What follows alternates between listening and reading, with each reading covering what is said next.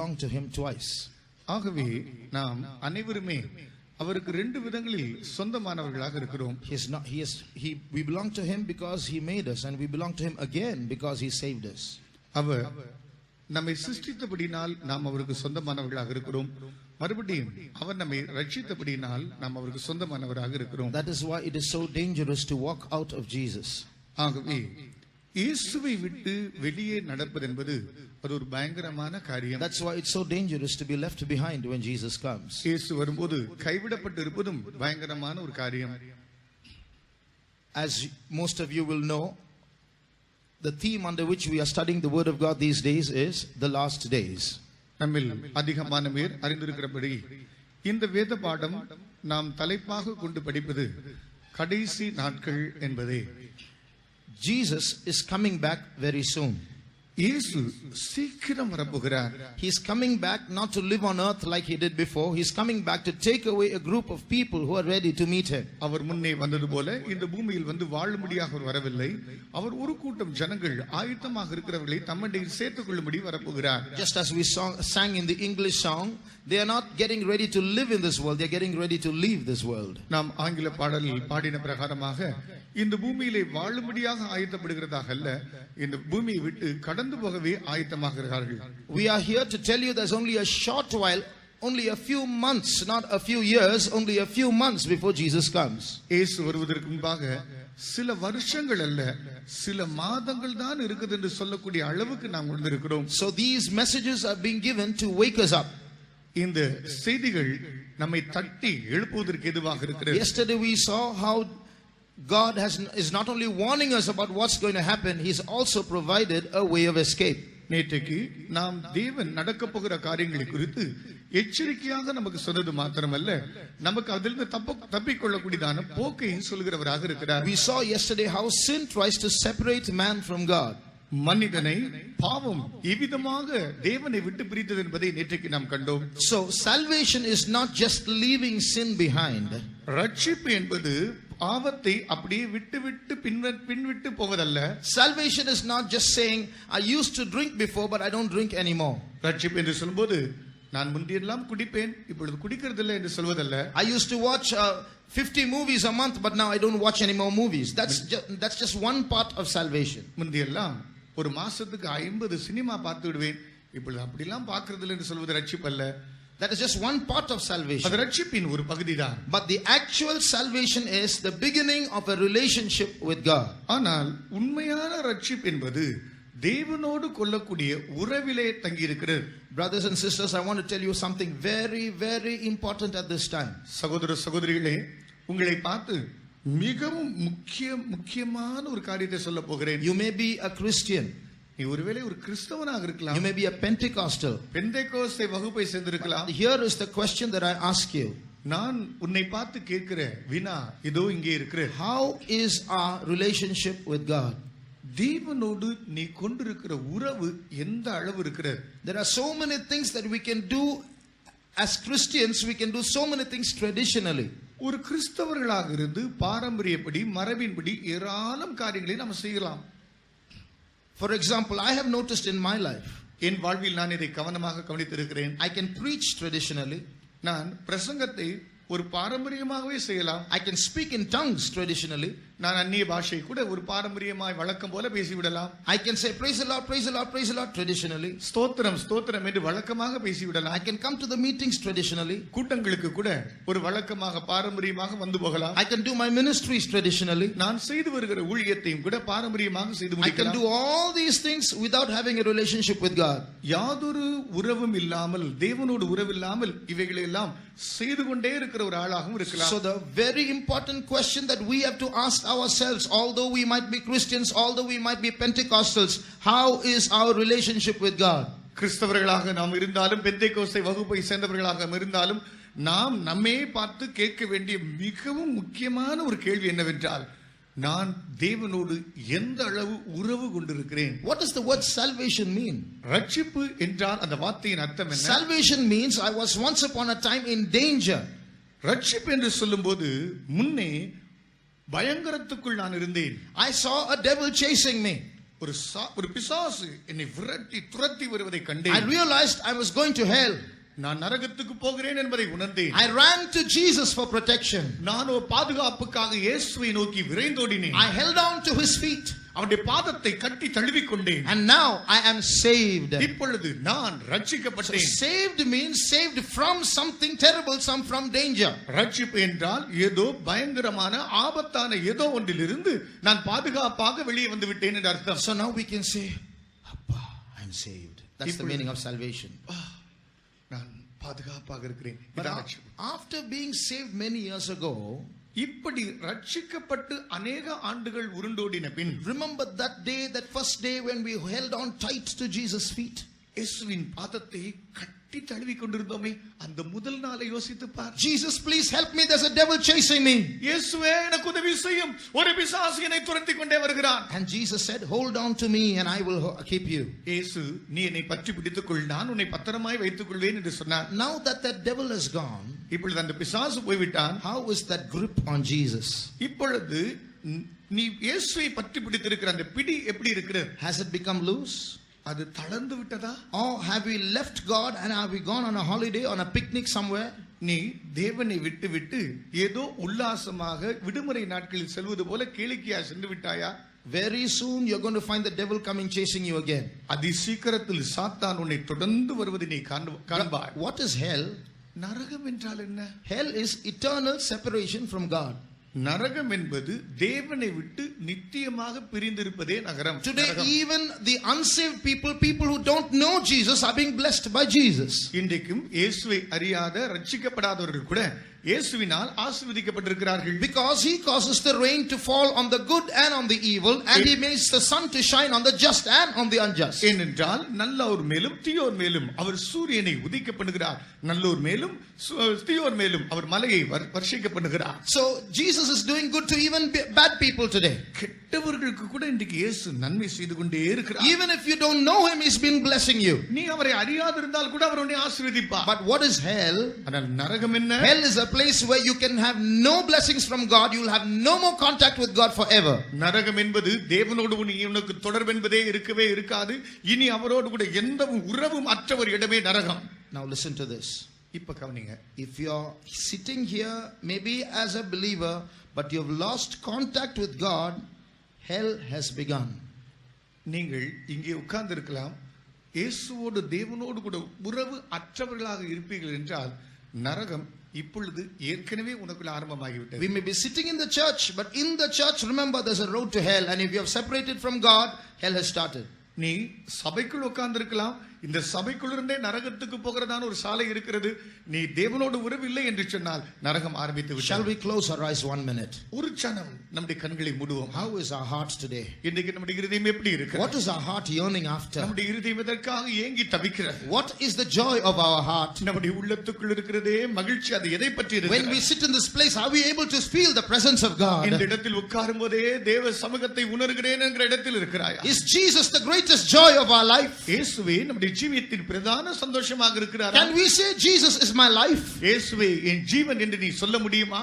If not, we must bring Jesus back into our life. இல்லை என்றால் இயேசுவை மறுபடியுமாக நம்முடைய ஜீவியத்துக்குள் கொண்டு வர வேண்டும்.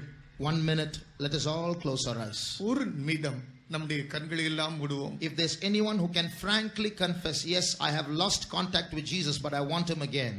இயேசுவோடு இருக்கிறதான உறவை நான் துண்டித்து விட்டேன், மறுபடியுமாக என் உறவை நான் புதுப்பிக்க வாஞ்சிக்கிறேன் என்று யாராவது இருப்பீர்கள் என்றால் please put up your hands. தயவு செய்து அப்படிப்பட்டவர்களுடைய கரத்தை உயர்த்துங்கள். I want back my anointing. நான் மறுபடியுமாக எனக்கு அந்த அபிஷேகம் தேவை. I used to love Jesus before, but now I'm just going on in my old strength. முன்னே இயேசுவை அவ்வளவாக நேசிப்பேன், இப்பொழுதோ என் பழைய வழியாய் மார்க்கமாக நான் திசை கெட்டு போகிறேன். I come to the meetings but I can't feel the presence of my bridegroom Jesus. கூட்டங்களுக்கு வருகிறேன், ஆனால் என் மணவாளனாகிய இயேசுவின் சமூகத்தை என்னால் உணர முடியவில்லை. Lift up your hands. உன் கரங்களை உயர்த்தி பிடி. If you make that confession, please lift up your hands. நீ அந்த அறிக்கை செய்கிற ஒரு ஆளாக இருப்பாய் என்றால் உன் கையை உயர்த்தி காட்டு. Because you have honestly lifted up your hands in the presence of God. ஏனென்றால் எல்லா நேர்மையோடும் உத்தமத்தோடும் நீ உன்னை ஒத்துக்கொண்டு நீ அதை செய்கிறாய். Your Savior is holding out his hand to hold your hand. இதோ உன் கரத்தை உயர்த்தி இருக்கிற உன் கரத்தை பற்றி பிடிக்கும்படி இதோ உன் இரட்சகர் உன் பக்கத்திலே இருக்கிறார். Although you have left your Savior, he still loves you as you are. நீ உன் இரட்சகரை விட்டாலும் உன் இரட்சகரோ நீ இருக்கிற பிரகாரமாக அப்படியே ஏற்றுக்கொள்ள ஆயத்தமாக இருக்கிறார். And he has been waiting so many days for you to come back to him. நீ அவரண்டையில் கிட்டி சேரும்படி எத்தனையோ நாட்கள் ஆயத்தமாக இருக்கிறார். And now that you have lifted up your hands, இப்பொழுது நீ கரத்தை உயர்த்தி விட்டாய். you are going to feel his embrace. அவருடைய கட்டி தழுவுகிற உணர்வை நீ அனுபவிக்கத்தான் போகிறாய். You are going to feel his love burning in your heart once again. அவருடைய அன்பு மறுபடியும் உன் உள்ளத்துக்குள் பற்றி எரிவதை நீ காணப்போகிறாய். Jesus is in this place and he loves you. இயேசு இதோ இந்த இடத்தில் இருக்கிறார். அவர் உன்னை நேசிக்கிறார். You may have gone away but he still loves you. நீ அவரை விட்டு வெளியே போய் இருக்கலாம். அவரோ உன்னை நேசிக்கிறார். And he is now stretching out his hands to touch you and bring you back to our him. உன்னை தம்முடைய கரங்களை நீட்டி உன்னை கட்டி தழுவி தம்மண்டையில் இழுக்க ஆயத்தமாக இருக்கிறார். Those who want to love Jesus, இயேசுவை நேசிக்க வாஞ்சிப்போ, those who want to hold on to Jesus once again, கட்டி தழுவி கொள்ள வாஞ்சிக்கிறவர்கள் மறுபடியும் lift up your hands and praise God. உடைய கரங்களை உயர்த்தி கர்த்தரை ஸ்தோத்திரம் பண்ணுங்கள். Praise the Lord. Praise you, Jesus. Thank you, Lord. We praise you, Jesus.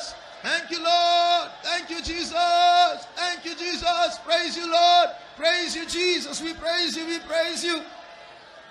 സ്വർഗപിതാവേ നിൻ വചനത്തിൽ എൻ കാലടികൾ സ്ഥിരമാക്കണമേ. സ്വർഗപിതാവേ നിൻ വചനത്തിൽ എൻ കാലടികൾ സ്ഥിരമാക്കണമേ. യാതൊരു നീതിയും വേണ്ടിയിടാതെ രാത്രിദിനവും നീരെടുക്കണമേ. യാതൊരു നീതിയും വേണ്ടിയിടാതെ രാത്രിദിനവും നീരെടുക്കണമേ. സകലനെ നമസ്തേ ഒറ്റുമേ മാത്രനാക്കിയിടണമേ. സത്യനെ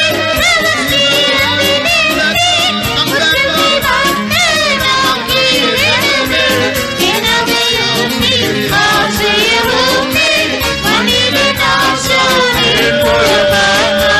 ജനതയും ആശ്രയവും മണിനാശമേ സ്വർഗപിതാവേ നിൻ വചനത്തെ എല്ലാവരിലും സ്ഥിരമാക്കണമേ.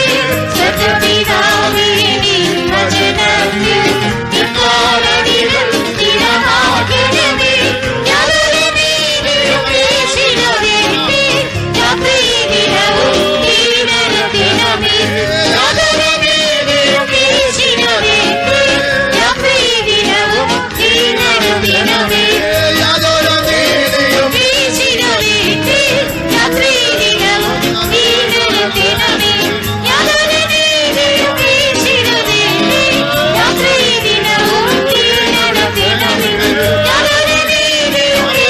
വേണ്ടിയിടാതെ രാത്രിദിനവും നീരെടുക്കണമേ.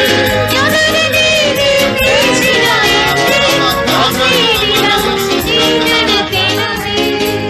Jesus, we praise you, Lord. Thank you, Jesus. Hallelujah. Praise you, we praise you, we praise you. Jesus is beautiful. இயேசு அழகானவர். He's the best thing that's happened in our life. நம்முடைய ஜீவியத்தில் நடக்கிற ஒரு அழகான சம்பவம் அதுதான். He is more important than our breath. Our He's more important than our breath. அவர் நம்முடைய நாசியிலே சுவாசங்களிலே கலந்திருக்கிறார். Without him, we do not exist. அவரின்றி நாம இருப்பதில்லை. Without him, there is no meaning in life. அவரே அன்றி வாழ்க்கையில் அர்த்தமும் இல்லை. But thank God, Jesus still loves us. இயேசு இன்னும் நம்மை நேசித்துக் கொண்டே இருக்கிறபடியால் அவருக்கு ஸ்தோத்திரம். Let us praise him because he is ours. அவர் நமக்கே சொந்தம். ஆகவே அவரை ஸ்தோத்திரியுங்கள். Stotra, stotra. Thank you, Jesus. Praise you, Lord. Praise you. We praise you. We praise you. The Lord should give us all that grace to hold on to Jesus all the time. எல்லா வேளைகளிலும் நம்முடைய இயேசுவை பற்றி பிடித்துக் கொள்ள ஆண்டவர் தாமே நமக்கு கிருபை புரிவாராக. When we go to bed at night, we should be with Jesus. இரவிலே படுக்கைக்கு போகும்போதும் இயேசுவையே நினைவில் கொள்ள When வேண்டும். we get up first thing in the morning, we should remember Jesus. அதிகாலையிலே துயில் எழும்போது நம்முடைய மனதிலே எழும்புகிற முதல் நினைவு When we இயேசுவே. do our daily work, we should have Jesus with us. தினந்தோறும் வேலைகளை செய்யும் போதும் இயேசுவே என்று நினைப்பது. When we fall into trouble, the first person to come in our mind should be Jesus. பிரச்சனைக்குள்ளே அகப்பட்டு சிக்கி கொண்டிருக்கும் போது நம்மை விடுவிக்க ஓடி வரக்கூடிய முதல் நபர் நம்முடைய இயேசுவாக இருப்பாராக. This is the true sign of a saved child of God. ஒரு உண்மையான தேவனுடைய பிள்ளையுடைய பரிசுத்தவானுடைய அடையாளம் இதுவே. May the Lord give us that grace to hold on to him all the time. நம்முடைய எல்லா வேலைகளிலும் எல்லா நேரத்திலும் அவரையே பற்றி பிடித்துக் கொள்ள நம் ஒவ்வொருவருக்கும் அவரே கிருபை செய்வாராக. We have been seeing some of the signs that show that Jesus is coming very, very soon. இயேசு வருகிறார் என்பதற்கு சில அடையாளங்களை குறித்து நாம் கண்டுகொண்டே இருக்கிறோம். Now, we'll read Mark chapter 13 mark 13ஆம் அதிகாரம் and read verses 5 and 6. 5-6 வசனங்களை வாசிப்போம். இயேசு அவர்களுக்கு பிரதியுத்தரமாக, ஒருவனும் உங்களை வஞ்சியாதபடிக்கு எச்சரிக்கையாயிருங்கள். ஏனெனில் அநேகர் வந்து என் நாமத்தை கொண்டு நானே கிறிஸ்து என்று சொல்லி அநேகரை வஞ்சிப்பார்கள். And Jesus answering them began to say, Take heed lest any man deceive you, for many shall come in my name, saying, I am Christ, and shall deceive many. Read also 21 to 23. 21 முதல் 23 வரை உள்ள வசன பகுதிகள். அப்பொழுது இதோ கிறிஸ்து இங்கே இருக்கிறார், அதோ அங்கே இருக்கிறார் என்று எவனாகிலும் சொன்னால் நம்பாதேயுங்கள். ஏனெனில் கள்ள கிறிஸ்துகளும் கள்ள தீர்க்கதரிசிகளும் எழும்பி கூடுமானால் தெரிந்து கொள்ளப்பட்டவர்களையும் வஞ்சிக்கத்தக்கதாக அடையாளங்களையும் அற்புதங்களையும் செய்வார்கள். நீங்களோ எச்சரிக்கையாயிருங்கள். இதோ எல்லாவற்றையும் முன்னதாக உங்களுக்கு அறிவித்திருக்கிறேன். And then if any man shall say to you, Lo, here is Christ, or Lo, he is there, believe him not, for false Christ and false prophets shall arise, and shall show signs and wonders to seduce, if it were possible, even the elect. But take ye heed, behold, I have foretold you all things. So Jesus is saying, behold, I have foretold you all things. நான் இவைகளெல்லாம் உங்களுக்கு முன்னதாக உரைத்து விட்டேன் என்று இயேசு So சொல்கிறார். Jesus was here telling of some signs that would show that he is coming very soon. இயேசு இங்கே சில அடையாளங்களை சொல்லி தாம் சீக்கிரம் வருகிறதாக உரைக்கிறார். So one of those signs is many people, many human beings will come claiming they are Christ. அதில் ஒரு அடையாளம் என்னவென்றால் அநேகர் தங்களை தாங்களே உரிமை பாராட்டி கிறிஸ்து என்று சாதிப்பார்கள். So and they will deceive many. அநேகரை வஞ்சிப்பார்கள். Right now in the world there are 30 people, at least 30 people alive who say they are Christ. இப்பொழுது நாம் ஜீவிக்கிறோமே இந்த காலகட்டத்தில் குறைந்தபட்சம் 30 பேர் தங்களை கிறிஸ்து என்று சொல்லி வாழ்ந்து கொண்டிருக்கிறார்கள். They are in various parts of the world. உலகத்தின் பல பாகங்களில் இருக்கிறவர்கள். There's one man in Florida in America. அமெரிக்காவில் இருக்கிறதான புளோரிடா என்கிறதான இடத்தில் His name is Jose Louis. ஒரு மனுஷன் இருந்தான். அவன் பேர் Jose Luis. He says, I am Jesus Christ. அவன் சொன்னான், நான் தான் இயேசு கிறிஸ்து. This is a picture of him. அவனுடைய படம் இதுதான். He is very, very rich. அவன் ரொம்ப பணக்காரன். And I'm just going to tell you a few things about him. இவனை குறித்து நான் சில காரியங்களை நான் சொல்ல போகிறேன். This man has hundreds and hundreds of followers in various parts of the world. இந்த உலகத்தின் பல பாகங்களில் நூற்றுக்கணக்கான ஜனங்கள் இவனை பின்பற்றக்கூடியவர்கள் இருக்கிறார்கள். He says, I am Christ, and they're all believing him. And they say, yes, he is God. அவன் சொல்கிறான், நான் கிறிஸ்து, இவர்கள் எல்லாரும் என்னை பின்பற்றுகிறார்கள், நான் தேவன் என்று சொல்கிறார்கள். There are other people who follow him. They say, yes, he is true, he is God. இவனை பின்பற்றுகிற மற்ற ஜனங்கள் கூட அவனை பார்த்து ஆம் இவன் தேவன் என்று சொல்கிறார்கள். Recently one man gave him $40 lakh as donation, as offering. ஒரு நாள், அதாவது அண்மையில் ஒரு மனுஷன் $40,000 40 lakhs $40 லட்சம் அவனுக்கு நன்கொடையாக கொடுத்தார்கள். And that man said, if I would have given him more if I had to give him. நான் சொல்ல போனா கொடுக்கணும்னா இன்னும் அதிகமா கொடுத்திருக்கணும்னு சொல்லி அந்த மனுஷன் சொன்னான். And people are giving him money all the time. They're all rich people who are following him. ஜனங்கள் அவனுக்கு பணத்தை கொடுத்து குவிக்கிறார்கள். எல்லா சீமான்களும் அவனை பின்பற்றுகிறார்கள். He preaches from the Bible. அவன் வேதத்திலிருந்து பிரசங்கம் பண்ணுகிறான். But all his verses that he preaches are all distorted, and he proves that he is Jesus. அவன் எடுத்து பேசுகிற வசன ஆதாரங்கள் எல்லாம் அவைகள் எல்லாம் தான் இயேசு என்று சொல்லக்கூடிய அளவுக்கு ஜனங்களை திசை திருப்பி பேசுகிறார். So they asked him, why Jesus did miracles, do you do miracles? இயேசு அற்புதம் செய்தாரே, நீர் அற்புதம் செய்யவில்லை என்று ஜனங்கள் அவரை பார்த்து கேட்டார். He said, no, I don't need to do miracles. My proof is the spreading church. My church is spreading so fast. That's the evidence for me. அவன் சொல்கிறான், நான் அற்புதம் செய்ய வேண்டிய அவசியம் இல்லை, நான் இருக்கிறேன் என்பதற்குரியதான ஒரு அத்தாட்சி நிரூபிக்கக்கூடிய வேண்டியது சபைகளை நான் பெருக செய்து கொண்டே இருக்கிறேன், சபைகள் வளர்கிறது. Do you know something? Some of his meetings are held in the liquor shop. இந்த கூட்டங்கள், அவன் நடத்துகிற கூட்டங்கள், சில கூட்டங்கள் மதுபான கடையில் தான் நடக்கிறது. So he will drink and his followers also drink. அவன் குடிப்பான், அவனை பின்பற்றுகிறவர்களும் குடிப்பார்கள். So they asked him, how is it that you're doing this? நீ இப்படிலாம் செய்கிறீ, இதெல்லாம் எப்படி என்று அவர்கள் கேட்டால், Jesus drank wine, isn't it? அவன் சொன்னான், இயேசுவும் திராட்சரசம் குடித்தார் அல்லவா. He smokes. அவன் புகைப்பிடிக்கிறான். He has 3 watches. One watch, each of those watches costs $40,000. அவன் 3 வாட்சுகள், கடிகாரங்கள், கை கடிகாரம் வைத்திருக்கிறான். அந்த ஒவ்வொரு கை கடிகாரம் எடுத்துக்கொள்வோம் என்றால் $40,000 விதை மதிப்புகள். He has a car that costs $1,37,000. அவனுக்கு ஒரு கார் இருக்கிறது, $1,37,000 மதிப்புகள் அந்த காரின் விலை. He has another car that costs $70,000. அவனுக்கு இன்னொரு கார் இருக்கிறது, அது $70,000 மதிப்புகள். When he was a youth, he was imprisoned because he stole. அவன் சின்ன பையனாய் வாலிபனாக இருந்த காலத்திலே அவன் திருடனின் நிமித்தமாக சிறைக்குள்ளே அடைக்கப்பட்டவன். And when they asked him about his background, அவனுடைய பின்னணியை பற்றி கேட்டால், you were a thief, how is it that you claim to be Christ? நீ ஒரு திருடனாயிட்டே, கிறிஸ்து என்று எப்படி உம்மை சாதிக்கிறாய்? Jesus said, I will come like a thief. இயேசு சொன்னார், நீ திருடன் வருகிற விதமாய் வருவேன் என்று தானே சொன்னார். Then he said, there's so many people against you, they asked in an interview. What do you have to say about that? அநேகர் அவனுக்கு விரோதமாக எழும்பி ஒரு இன்டர்வியூ பண்ணி இப்படிலாம் கேட்கிறார்கள். In the interview they asked, there are so many who are against you, what do you say about that? உனக்கு விரோதமாக ஏராளம் ஜனங்கள் எழுந்திருக்கிறார்களே, அதை பற்றி என்ன சொல்கிறாய்? They are calling you antichrist. உன்னை அந்திகிறிஸ்து என்று சொல்கிறார்களே. So he said, my answer to them is, Father, forgive them, for they know not what they do. அவன் சொல்கிற பதில் என்ன தெரியுமா? நான் கொடுக்கக்கூடிய ஒரே பதிலாக இருக்கும் என்றால், பிதாவே, இவர்கள் தாங்கள் செய்கிறது இன்னதென்று அறியாதவர்கள், இவர்களை மன்னியும். So there are thousands of people following him today. இன்றைக்கு ஆயிரக்கணக்கான ஜனம் அவரை பின்பற்றி போகிறது. He is living with his second wife now. இப்பொழுது இரண்டாவது மனைவியோடு வாழ்கிறான். Now what is amazing is there are so many people who are following him despite this kind of a life. இப்படிப்பட்டதான ஒரு மோசமான வாழ்க்கை வாழ்ந்தாலும் இவனை பின்பற்றி செல்லக்கூடிய ஏராளம் ஜன கும்பல் இருக்கிறது. So what is happening is these days people do not love the truth. அது அர்த்தம் நடக்கிற காரியம் என்னவென்றால், இன்னைக்கு இருக்கிற ஜனம் சத்தியத்தை, உண்மையை நேசிக்கிறது இல்லை. They'd rather believe stories than the truth. சத்தியத்தை காட்டிலும் கட்டுக்கதைகளை நம்ப ஆயத்தமாய் விட்டார்கள். We are going to come to that again. அதை மறுபடியும் அந்த இடத்துக்கு நாம் வருவோம். One day a magic show was going on. ஒரு நாள் ஒரு மேஜிக் ஷோ நடந்து கொண்டிருந்தது. So the man who was doing the magic, he put his hand under his shirt as though there was something underneath.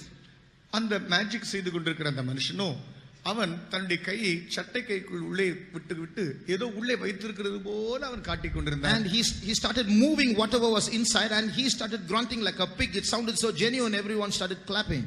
அவன் உள்ளே விட்டு பிடித்துக் கொண்டிருப்பது ஏதோ பன்றி குட்டி போல வைத்துக் கொண்டு அது அங்கேயும் ஓடுவது போல அதை அசைத்து பிடித்துக் கொண்டிருந்தான்.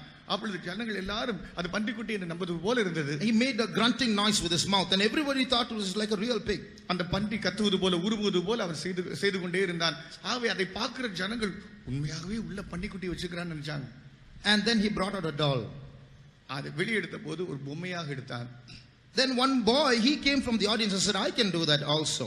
அப்பொழுது பார்த்து கொண்டிருந்த பார்வையாளர்களில் ஒரு சிறுவன் வந்தான். அவன் சொன்னான், நானும் இதை செய்து காட்டுகிறேன். So he also had his hand under his shirt, and he came and he started making those noises.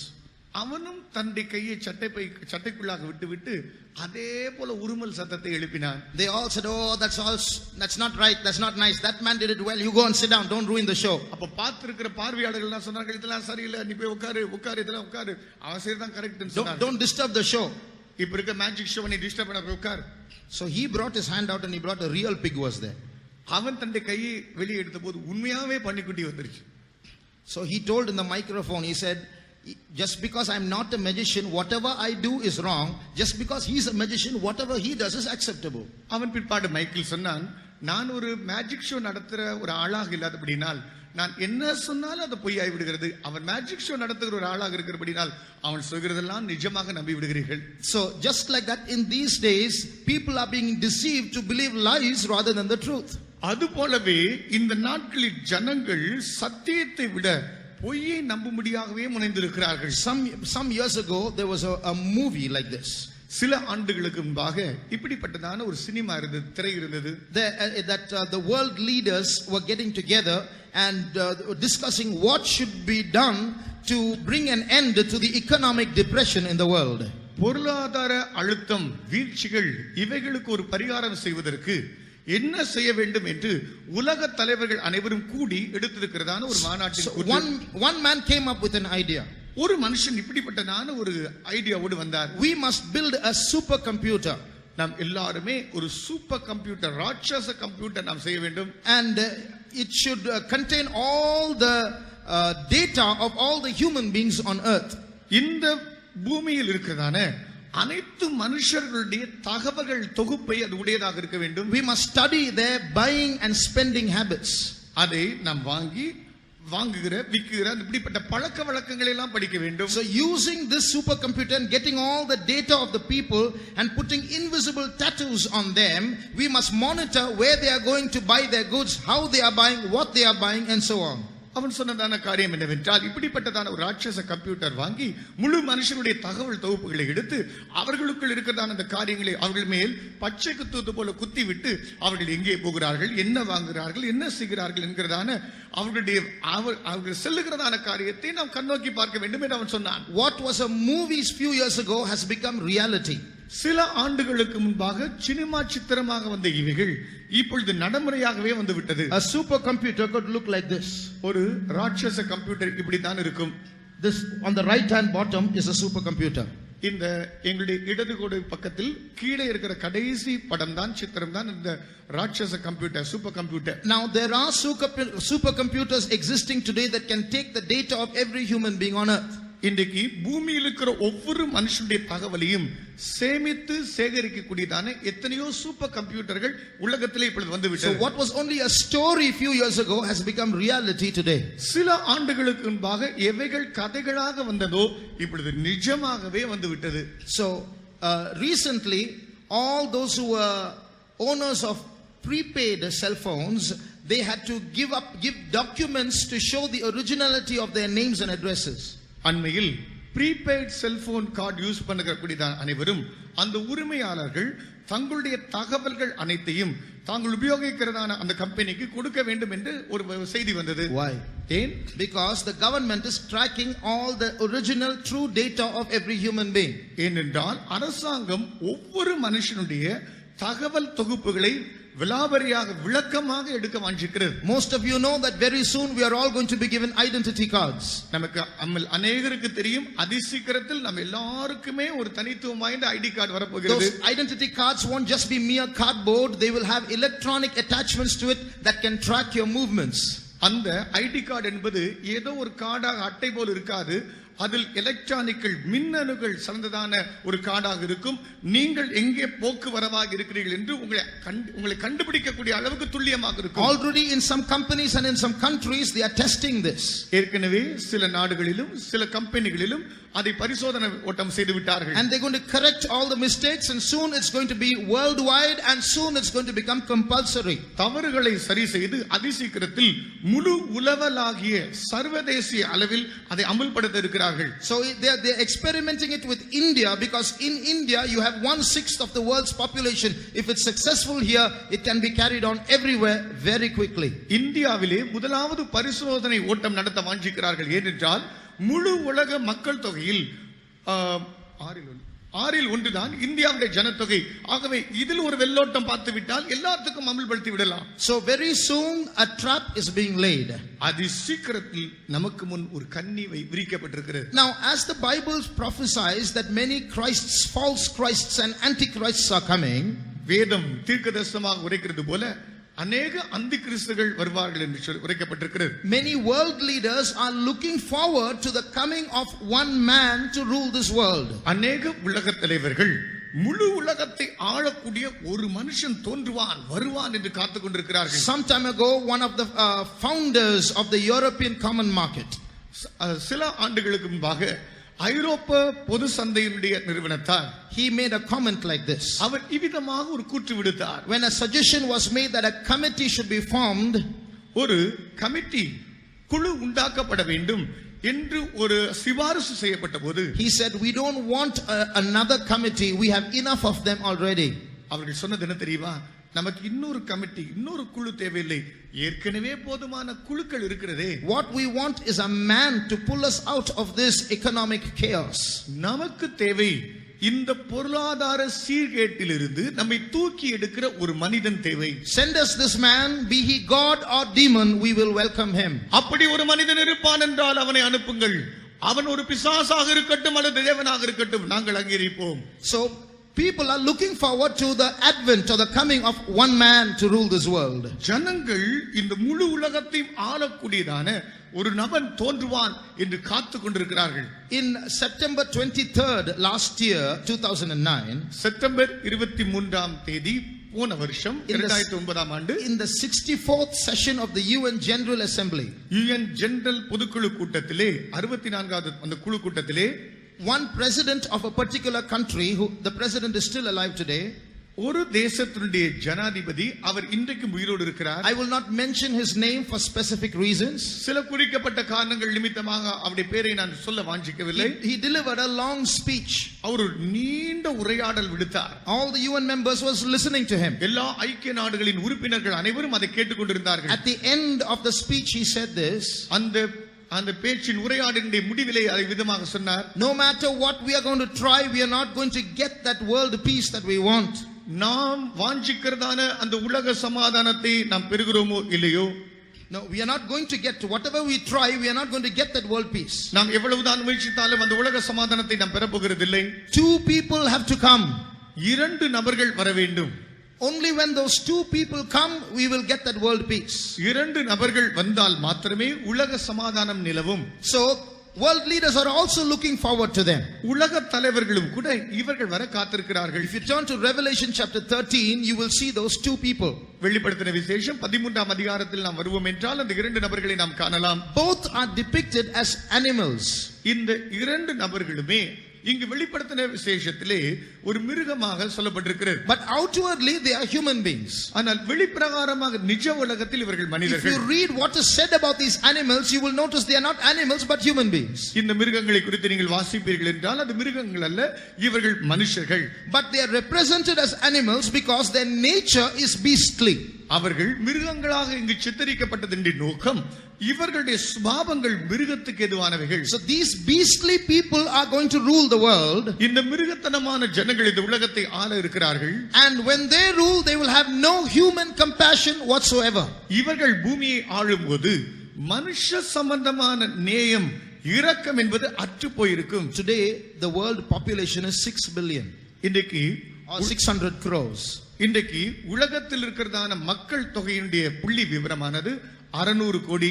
One of the plans that have been written down by these people who want to rule the world, இந்த உலகத்தை ஆள வேண்டும் என்று வாஞ்சிப்பவர்களுடைய திட்டங்கள் வகுத்ததில் ஒரு திட்டம், is to reduce the population of the world by 200 crores. இந்த உலகத்தின் மொத்த மக்கள் தொகையினுடைய கணிப்பை அவர்கள் 200 கோடியாக குறைத்து விட வேண்டும். That means from 600 crores to 200 crores. அர்த்தம் 600 கோடியிலிருந்து 200 கோடியாக மாற்ற வேண்டும். Which means there is a plan to destroy 400 crore people. அது அர்த்தம் 400 கோடி ஜனங்களை அழித்து விடக்கூடிய ஒரு செயல் திட்டம். And most of the world population are in India and China. இந்த உலகத்தில் அதிகமான மக்கள் தொகை நிரம்பி இருக்கிறதான நாடுகள் சீன தேசமும் இந்திய தேசமும். So when the Antichrist comes, if those who are left behind and don't go when Jesus comes, many of them are going to get killed because the population has to reduce. அந்தி கிறிஸ்து வருவான் என்றால் கர்த்தருடைய வருகையிலே கைவிடப்பட்டவர்களாக இருக்கிறதான அநேகர் கொண்டு போடப்படுவார்கள். ஏனென்றால் மக்கள் தொகை குறைக்கப்பட வேண்டும். So in such a terrible situation we are living. அப்படிப்பட்ட ஒரு பயங்கர காலகட்டத்தின் முனையிலே வாழ்கிறோம். So one beast is in 13:1. அதில் ஒரு மிருகம் 13ஆம் அதிகாரம் 1ஆம் வசனம். The other beast is in 13:11. மற்ற மிருகம் 11ஆம் வசனம். So the first beast is the Antichrist. முதலாவது மிருகம் அந்தி கிறிஸ்து. He is going to be a political leader. அவன் ஒரு அரசியல் தலைவனாக இருப்பான். And then the other beast is the false prophet. He is going to be a religious leader. மற்றது அவன் கள்ளத்தீர்க்கதரிசியாக இருப்பான், இவன் மத சம்பந்தமான தலைவனாக So இருப்பான். these two leaders will get together and rule the world. இந்த இரண்டு தலைவர்களும் ஒன்றாக சேர்ந்து உலகத்தை ஆள்வார்கள். Now one of the things mentioned about this beast, this main man, the Antichrist, இந்த முக்கிய மனுஷனாகிய அந்த மிருகம் அந்தி கிறிஸ்து இருக்கிறானே, அவனை குறித்து சொன்ன முக்கிய காரியம் read verse 6. 6ஆம் வசனம். அது தேவனை தூஷிக்கும்படி தன் வாயை திறந்து அவருடைய நாமத்தையும் அவருடைய வாசஸ்தலத்தையும் பரலோகத்தில் வாசமாயிருக்கிறவர்களையும் தூஷித்தது. And he opened his mouth in blasphemy against God, to blaspheme his name and his tabernacle and them that dwell in heaven. So here we see this Antichrist opens his mouth against God's name and God's tabernacle and those who dwell in heaven. இங்கே இந்த அந்தி கிறிஸ்து தன்னுடைய வாயை திறந்து கர்த்தருடைய அவருடைய நாமத்தையும் வாசஸ்தலத்தையும் பரலோகத்தில் வாசமாய் இருக்கிறவர்களும் தூஷிக்க வாய் திறக்கிறது. Now no matter how much he blasphemes, that's not going to affect those who are in heaven, or that's not going to affect God, that's not going to change heaven. They are mere words. இவர்கள் எவ்வளவு வார்த்தையினால் தூஷணமாக தூற்றி தெரிந்தாலும் அது தேவனையோ பரலோகத்தில் வாசமாய் இருக்கிறவர்களையோ பரலோகத்தையோ ஒன்று பாதிக்காது. But those who are going to really get into trouble are those who are going to get left behind, those who are supposed to have gone to heaven, those who are supposed to have been with Jesus, those who were following Jesus on earth, but now they haven't been good enough to go there. They will be left behind and they will be persecuted. இப்பொழுது கர்த்தருடைய வருகையிலே எடுத்துக்கொள்ளப்படாமல் இவர்கள் எல்லாரும் பரலோகத்தினுடைய காரியங்களை தேவனுடைய காரியங்களை பின்பற்றி வந்தவர்கள், அவர்களோ கைவிடப்பட்டு போனவர்கள். அவர்கள் போவதற்கு இப்பொழுது ஏதுவாக இருக்கும் என்றால் இவர்கள் கைவிடப்பட்ட இவர்களோ அதிகமாக துன்பம் வேதனைக்கு உட்படுத்தப்படுவார்கள். Christian brother and sister, if we are not qualified enough to go when Jesus comes, then we will be left behind. If we are left behind, we are in real trouble. அருமையான கிறிஸ்தவ நண்பனே, கிறிஸ்து வரும்போது நாம் போதுமான அளவு வாழ்க்கையின் அளவில்லை, ஜீவிய அளவில்லை என்றால் கைவிடப்படுவோம். கைவிடப்பட்டவர்களாக இருப்போம் என்றால் அவ்வளவு பயங்கரமான வாதிப்பு நடக்கும். How we have to be qualified to go when Jesus comes, we will see in the days to come. Please continue to attend all the meetings. இயேசு வரும்போது அவருடைய வருகையில் எடுத்துக்கொள்ளப்படுவதற்கு எப்படிப்பட்டவர்களாக இருந்தால் எடுத்துக்கொள்ளப்படுவோம் என்பதை பற்றியதான வேத பாடத்தின் தொடர்ச்சி பகுதி இனிவரும் நாட்களில் சொல்லப்படும். தொடர்ந்து கவனியுங்கள். Now we will see now how the devil is going to take control of the world. இந்த பிசாசானவன் இவ்விதமாக உலகத்தினுடைய அந்த கட்டுப்பாடை தன்வசம் எடுக்கிறான் என்று பார்ப்போம். If you look at the chart behind, on the right side in the middle there is an eye and a triangle, a pyramid underneath it. இங்கு எங்களுடைய இடதுகை பக்கம் உங்களுடைய வலதுகை பக்கமாக இருக்கிற இந்த சித்திரத்தினுடைய நடுப்பகுதியில் இருக்கிறதான அந்த படத்தை பார்ப்பீர்கள் என்றால் there is an eye there and a pyramid under it. அங்கே ஒரு கண் இருக்கிறது, அங்கே ஒரு பிரமிட் இருக்கிறது. There is a history behind that. We will see that tomorrow. இதுக்கு பின்பாக ஒரு சரித்திரமே படிந்திருக்கிறது. இதை நாளைக்கு பார்ப்போம். But that eye is called the all seeing eye. இந்த கண்ணுக்கு பேர் அனைத்தையும் காணக்கூடிய கண். It's the eye of Satan. இது சாத்தானின் கண். And it's the all seeing eye of Satan. இது அனைத்தையும் காணக்கூடிய சாத்தானின் கண். Now what does this mean? இது அர்த்தம் என்ன? Satan cannot be everywhere at the same time. He is not omnipresent like our God. நம்முடைய தேவனை போல சாத்தான் ஒரே நேரத்தில் எல்லா இடத்திலும் இருக்கக்கூடியதான சர்வ வியாபி அல்ல. Jesus said, where 2 or 3 are gathered together in my name, I will be in their midst. இயேசு சொன்னார், ஒன்றோ ரெண்டு பேர் என்னுடைய நாமத்திலே கூடியிருப்பீர்கள் என்றால் அங்கே நான் இருப்பேன் என்றார். So if 2 or 3 are gathered together here in India and in Japan and in USA and in Sri Lanka and in Korea, all at the same time, Jesus will be there, all those places at the same time. ரெண்டோ மூன்று பேர் இந்தியாவிலோ ஜப்பானிலோ கொரியாவிலோ அமெரிக்காவிலோ எந்த இடத்தில் கூடியிருந்தாலும் அதே நேரத்தில் எல்லா இடத்திலும் இயேசு வியாபித்திருப்பார். But Satan is not like that. ஆனா சாத்தான் அப்படி இல்ல. Satan cannot be all places at the same time. சாத்தான் எல்லா நேரத்திலும் எப்பொழுதும் இருக்க முடியாது. When in Job's story, in the history of Job, God asked Satan, where are you coming from? யோபுவினுடைய சரித்திரத்திலே தேவன் இந்த சாத்தானை பார்த்து கேட்கிறார், நீ எங்கே இருந்து வருகிறாய்? He says, I've been going up and down, to and fro through the earth. அவன் சொல்லுகிறான், நான் மேலும் கீழும் பூமி அனைத்துக்கும் உலாவி வருகிறேன். So he has to walk here and there to be in different places. He can't be everywhere at the same time. எல்லா நேரத்திலும் ஒரே இடத்தில் இருக்க முடியாது, எல்லா இடத்திலும் ஒரே நேரத்தில் இருக்க முடியாது. அவன் மேலும் கீழுமாக உலாவி வருகிறான். Then how can he have an all-seeing eye? How can his eye see all things? இப்படி இருக்க அவனுடைய கண் எப்படி எல்லாத்தையும் ஒரே நேரத்தில் பார்க்க முடியும்? Since he is not omnipresent, he has to create this ability to see all things artificially. இவன் ஒரே நேரத்தில் எல்லாவற்றையும் பார்க்கக்கூடியதான காரியம் கண் இல்லாவிட்டாலும் இதை செயற்கையாக இதை செய்ய வேண்டியது அவனுக்கு அவசியமாகிறது. He is now developing a system in this world where electronically he can monitor the movements of people all over the world. இப்பொழுது அவன் உலகத்திலே ஒரு அமைப்பை உண்டாக்கி மின் அணு மூலமாக எலக்ட்ரானிக் மூலமாக முழு உலகத்தையும் கண்காணித்து ஒரே நேரத்தில் பார்க்கக்கூடிய அமைப்பை உண்டாக்குகிறான். So slowly we will be given identity cards. கொஞ்சம் கொஞ்சமாக நம்ம எல்லாருக்கும் இப்ப ஐடி கார்டு வந்துவிடும். Then those identity cards will be shrunk into small, very small, minute instruments. அந்த ஐடி கார்டு அடையாள அட்டை ஒரு சிறிய ஒரு சின்ன பொருளாக சுருக்கமாக நமக்கு கொடுக்கப்படும். Those minute instruments can be embedded under the skin. அந்த சின்ன ஒரு கருவியாக கொடுக்கப்படுகிறது, நம்முடைய தோலுக்குள்ளாக பாய்ச்சி உட்படுத்தப்படும். After that, where you go can be easily traced. அதுக்கு பிற்பாடு எங்க போனாலும் ஈஸியா கண்டுபிடிக்கலாம். I'll give you a very simple example. ரொம்ப எளிதான உதாரணத்தை உங்களுக்கு தருகிறேன். Now suppose someone is calling you on your cell phone. உங்களுடைய செல்போன் மொபைலுக்கு யாரோ ஒருவர் எங்கிருந்தோ ஒரு அழைப்பு கொடுக்கிறார். You belong to Chennai. நீங்கள் சென்னையை சார்ந்தவர். But the person who is calling you from Madurai. உங்களை அழைப்பு விடுக்கிறவர் மதுரையிலிருந்து கொடுக்கிறார். But it so happens that when he is calling you from Madurai, you are not in Chennai, you are in Coimbatore. அவர் மதுரையிலிருந்து உங்களை நோக்கி அழைப்பு கொடுக்கிற நேரத்தில் நீங்கள் சென்னையில் இல்லை, கோயம்புத்தூருக்கு போய்விட்டீர்கள். So the Madurai cell, now the rays from the Madurai cell goes to the satellite and comes to Chennai. மதுரையிலிருந்து அவர் அழைக்கிறதான அழைப்பை சேர்ந்திருக்கிறதான அந்த கதிர்கள் அது நேராக போய் சென்னையில் இருக்கிறதான உங்களை தேடுகிறது. And searches for you everywhere. அது எங்கு பார்த்தாலும் உங்களை தேடி அலசி பார்க்கிறது. You are not anywhere. Chennai பக்கம் எங்குமே இல்லை. So then goes searching for you everywhere. எங்கு பார்த்தாலும் தேடிட்டே போகிறது. And finally after 3 days finds you in Coimbatore. கடைசியாக 3 நாள் கழித்து அவரை கூப்பிட்டது போய் உங்களை கோயம்புத்தூரில் இருக்கிறதா கண்டுபிடிக்கிறது. And then it starts ringing after 3 days. 3 நாள் கழித்து மதுரையிலிருந்து கூப்பிட்ட அவருக்கு அப்பொழுது அழைப்பின் மணி அடிக்கிறது. Is that how it happens? அது அப்படியே நடக்கிறது. In few seconds, wherever you are, he calls you from Madurai. They are able to trace your cell, and you're in a few seconds. Where even if you're in Coimbatore, your phone rings. சில வினாடிகள் மாத்திரம்தான். மதுரையிலிருந்து அவர் அழைப்பு விடுத்தாலும் சென்னையில் இருக்கிறதான உங்களுடைய செல் நீங்கள் கோயம்புத்தூரில் வைத்துக் கொண்டிருக்கும் போது அது அலசி தேடி உங்களை கண்டுபிடித்து விடுகிறது. How? எப்படி? There is something in your SIM card. It's a golden color attachment in your SIM card. உங்க கையில் வைத்திருக்கிறதான அந்த செல்போனில் ஒரு சிம் கார்டு இருக்கிறது அல்லவா, அந்த சிம் கார்டில் ஒரு மஞ்சள் நிறத்தில் ஒரு பொன்மரமா ஒரு முலாம் மூசப்பட்டிருக்கிறது. That's called RFID, radio frequency identification. அது radio frequency identification, RFI. That means that SIM card, that golden attachment, that RFID keeps sending out a signal. Wherever you are, it says I am here. நீங்கள் எங்கு போனாலும் உங்கள் மொபைலில் இருக்கக்கூடியதான அந்த RFI நீங்க இங்க இருக்கிறீர்கள் என்று தன்னுடைய ஒளிக்கதிர்களை அனுப்பி கொண்டே இருக்கிறது. So the rays coming in search of you don't have to search for you physically, because you're always sending out a signal wherever you are. Here I am, here I am, here I am. உங்களுக்கே தெரியாமல் நீங்க இங்கே தான் இருக்கிறீர்கள் என்று உங்களை அறியாமலே மொபைலில் இருந்து அந்த அலைகள் மேலே போய் கொண்டே இருக்கிறது.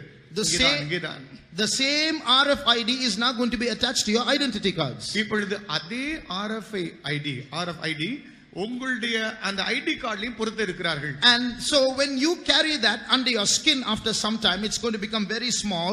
You can be traced very easily wherever you go. அது ரொம்ப சின்னதாக இருக்கும். சீக்கிரத்தில் உங்களுடைய தோலின் கீழே பாய்ச்சப்படும் போது நீங்கள் எங்க இருந்தாலும் கண்டுபிடிக்கப்படுவீர்கள். Now all this till now is okay.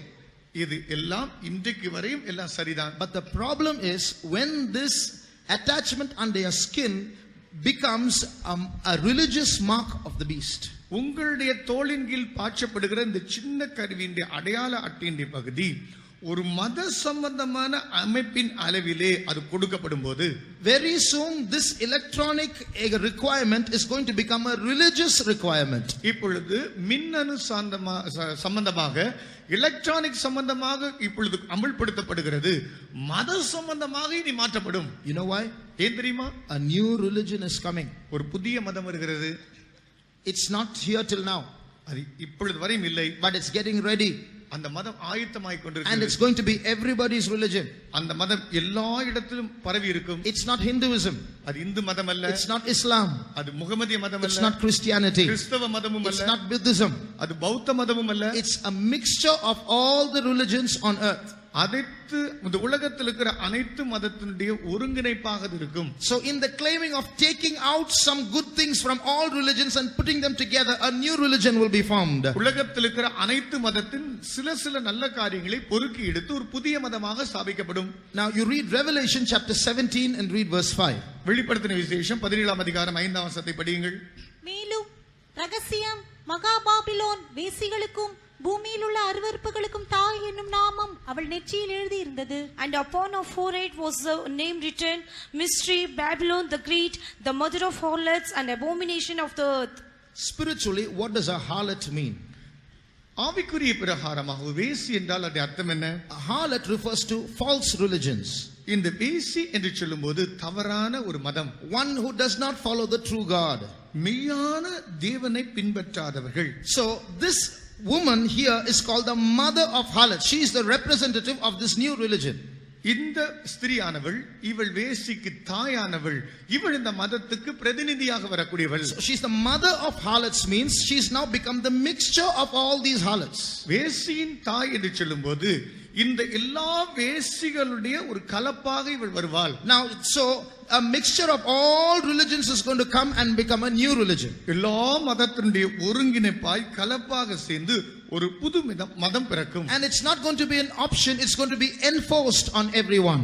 இது வேண்டுமென்றால் பின்பற்றலாம், இப்படி என்றால் கண்டிப்பாக பின்பற்ற வேண்டும். Now it's easy to mix religion, but the price is very costly.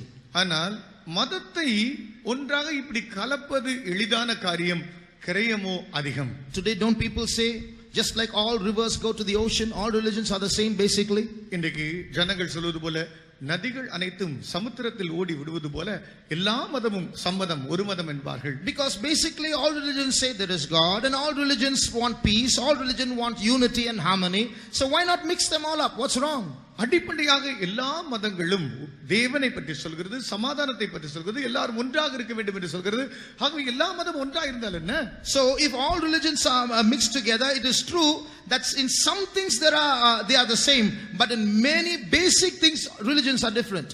இப்படி எல்லா மதங்களும் ஒரு மனமாக இணைக்கப்பட்டிருந்தாலும் இவர்கள் சொல்லுகிற ஒரு சில காரியங்களில் ஒன்றாக இருந்தாலும் அநேக வித்தியாசங்கள் மதத்துக்கு மதம் இருக்கிறது. All religions believe in God, but all religions differ on who that God is.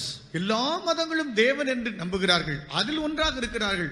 ஆனால் தேவன் என்று சொல்லப்படுகிற அவர் யார், அதிலே வேறுபட்டவர்கள். All religions believe in heaven, but what is the description of that heaven? There is a lot of variation. எல்லா மதங்களும் சொர்க்கம், வையகம் இப்படிப்பட்டது உண்டு என்று தெரியும்.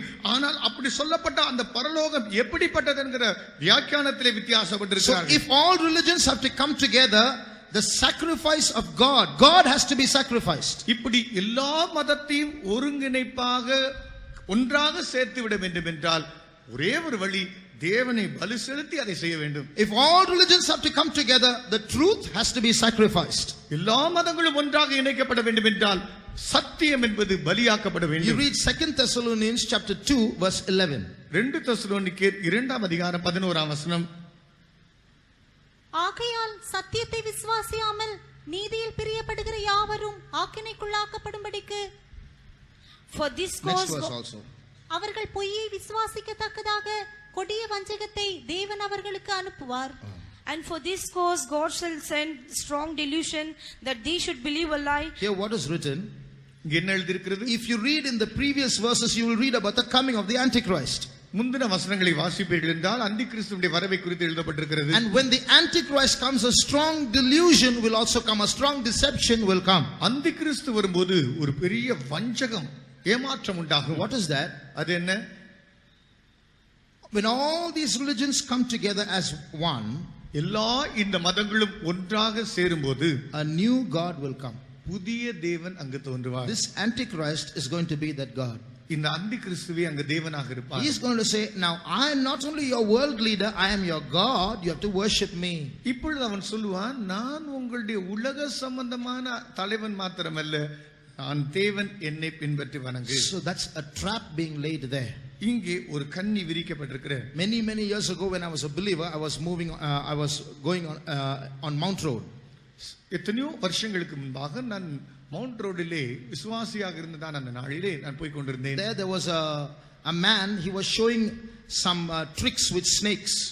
அங்கு ஒரு மனுஷன் இருந்தான், பாம்பை வைத்துக் கொண்டு அவன் மோடி வேலை செய்து கொண்டிருந்தான். There were a lot of baskets, and in them he said, there are snakes in this basket. If you come and come near, I will show you snakes fighting, and a mongoose and a snake fighting. I will show you multicolored snakes and so on. அவன் சொன்னான், இங்க நிறைய பெட்டிகள் இருக்கிறது, பெட்டிக்குள்ளே பாம்பு அடைத்து வைக்கப்பட்டிருக்கிறது, வாங்க வாங்க எல்லாரும் வந்து பாருங்க, இங்க கீரி இருக்கிறது, கீரியும் பாம்பையும் சண்டை வைத்து காட்டுகிறேன் என்று சொல்லி கூவிக்கொண்டே இருந்தான். A big crowd gathered, இப்படி பெரிய கூட்டம் வந்தது. and he lifted one basket and there was a snake inside, and he closed it again.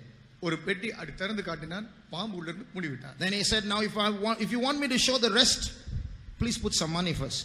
அவன் சொன்னான், மீதி இருக்கிற காரியத்தை உங்களுக்கு காட்டி கொடுக்கணும் என்றால் கொஞ்சம் பணத்தை எல்லாம் போடுங்க. I didn't put any money. நான் எந்த பணத்தையும் போடல. I took one step back. ஒரு காலடி பின்னால் எடுத்து வைத்தேன். And then he said, no, all of you put money quickly.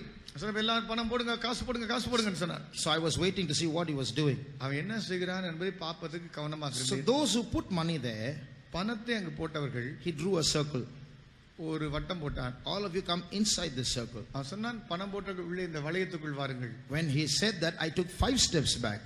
அவன் சொன்ன உடனே நான் 5 அடி பின்னால் போய்விட்டேன். Because I knew there's something tricky in this, dangerous here. Let me go far away and watch it. அப்பொழுது நான் நினைத்தேன், ஏதோ ஒரு தந்திரம் பண்ணுகிறான், என்னன்னு தெரியல, ஆனாலும் கொஞ்சம் இன்னும் தூரமா போய் என்ன நடக்குதுன்னு பார்க்கலாம். Then he told all those who came into the circle, he told them, now you move out of the circle, I'll curse you. அப்பொழுது அவன் சொன்னான், இந்த வளையத்துக்குள்ளே வந்த யாராக இருந்தாலும் சரி, இதை விட்டு வெளியே போவீர்கள் என்றால் உங்களை சபித்து விடுவேன். You have to stand here. நீங்க தான் நிக்கணும். I took 1 step back and then 5 steps back, and then after that I went and disappeared from the scene. நான் 1 அடி பின்னால போனேன், 5 அடி பின்னால போனேன், அப்படியே போய் மறைந்து போய்விட்டேன். Because I saw the trap there. I don't know what happened after that. அதுக்கு பாரு என்ன நடந்தது தெரியாது. அங்க இருக்கிறதான அந்த கன்னி என்னதென்று நான் கண்டேன். This is what the Antichrist is going to do. அந்தி கிறிஸ்து செய்ய போகிறது இதுதான். You know, when these ID cards are given, they are given in the name of security. இந்த ஐடி கார்டுகள் பாதுகாப்பு என்கிற ஒரு காரணத்தை காட்டி எல்லாரிடத்திலும் அமல்படுத்தப்படும். You know, your children will never get lost if they have this embedded on them. உங்களுடைய பிள்ளைகள் இந்த ஐடி கார்டை வாங்கி விட்டால் அவங்க தொலைஞ்சே போக மாட்டாங்க, காணா போக மாட்டாங்க. Wherever they are in this earth, you can find them in a few seconds just with the press of a button. இந்த பூமியில் உள்ள எங்க இருந்தாலும் சரி, ஒரு பட்டன் அமைக்கி பார்த்தால் எங்க இருக்காங்க கொஞ்ச நேரத்துல கண்டுபிடிச்சிடலாம். No kidnapping can take place. அதுக்கப்புறம் ஆள் கடத்துறது நடக்காது. You know, terrorism can take place because terrorists can be easily found out wherever they run. தீவிரவாதிகள் எளிதாக கண்டுபிடிக்கப்படுவார்கள், எங்கும் ஓடி மறைய முடியாது. So you will be very safe in this world if you get this chip embedded in you. இப்படிப்பட்ட chip உங்களுடைய உடம்புக்குள் புகுத்தப்பட்டால் பாதுகாப்பு என்பது உங்களோடு இருக்கும். But at the same time, you will have somebody watching you wherever you go. அதே நேரத்தில் நீ எங்க போனாலும் அனைத்தையும் உங்களை பார்க்கக்கூடிய ஒருவர் இருக்கிறார். There is a saying like this: big brother is watching you. இப்படித்தான் அதை அவர்கள் சொல்வார்கள், பெரிய சகோதரன் பிக் பிரதர் உங்களை கவனிக்கிறார். So this eye is a representation of big brother. He is watching you. இந்த கண் big brother, பெரிய பிரதர் உங்களை கவனிக்கிறார். So this big brother is the coming Antichrist. He is going to be everybody's big brother. He is not going to be big brother. He is going to be big bully. அவன் பெரிய ஒரு சகோதரன் சொல்லப்படுகிறானே, இவன் அந்தி கிறிஸ்துவன் வர போகிறான், அது சீக்கிரமாக ஒரு பெரிய ஒரு ஆளுகை செய்ய போகிறான். But he is going to rule a rule of terror on everyone. அவன் வந்து ஒவ்வொருத்தர் மேலும் சர்வாதிகாரியாய் பயங்கரமாய் ஆளுவான். Read Luke chapter 21 verses 34 and 35. லூக்கா 21ஆம் அதிகாரம் 34 35 வசனங்கள். 21, 34 and 35. 21, 34, 35. உங்கள் இருதயங்கள் பெருந்தண்டியினாலும் வெறியினாலும் லௌகிக கவலையினாலும் பாரமடையாதபடிக்கும் நீங்கள் நினையாத நேரத்தில் அந்த நாள் உங்கள் மேல் வராதபடிக்கும் எச்சரிக்கையாயிருங்கள். பூமியிலேக்கும் குடியிருக்கிற அனைவர் மேலும் அது ஒரு கண்ணியைப் போல வரும்.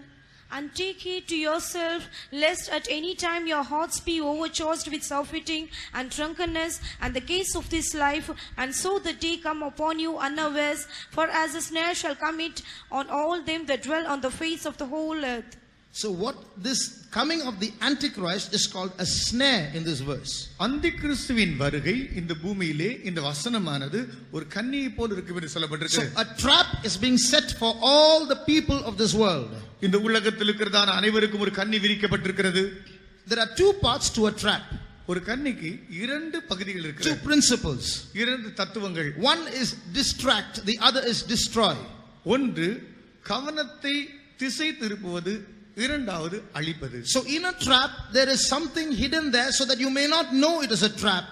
அந்த கன்னிக்குள் ஏதோ ஒன்று மறைந்திருக்கும், அது கன்னிதான் என்று உன்னால் கண்டுபிடிக்க முடியாது. And you will go there innocently without realizing what is there, and you will fall into it and you're destroyed. அது என்னன்னு தெரியாமலே அது கிட்ட போவாய், நீ அதுக்குள்ளே கன்னிக்குள் விழுந்து சிக்குவாய். So these meetings have been arranged so that we might wake up and realize there is a trap waiting for us and not get caught in it. நமக்கு முன்பாக ஒரு கன்னி விரிக்கப்பட்டிருக்கிறது, அதுக்குள்ளாக நாம் சிக்கி விடக்கூடாது என்பதற்காகத்தான் இப்படிப்பட்ட இந்த கூட்டங்கள் நமக்கு ஒழுங்கு செய்யப்பட்டிருக்கிறது. Step by step, little by little, without anyone knowing, this trap is being laid. படிப்படியாக யாரும் அறியாத வண்ணமாக இந்த கன்னியானது விரிக்கப்பட்டிருக்கிறது. We have all seen lizards catching insects, isn't it?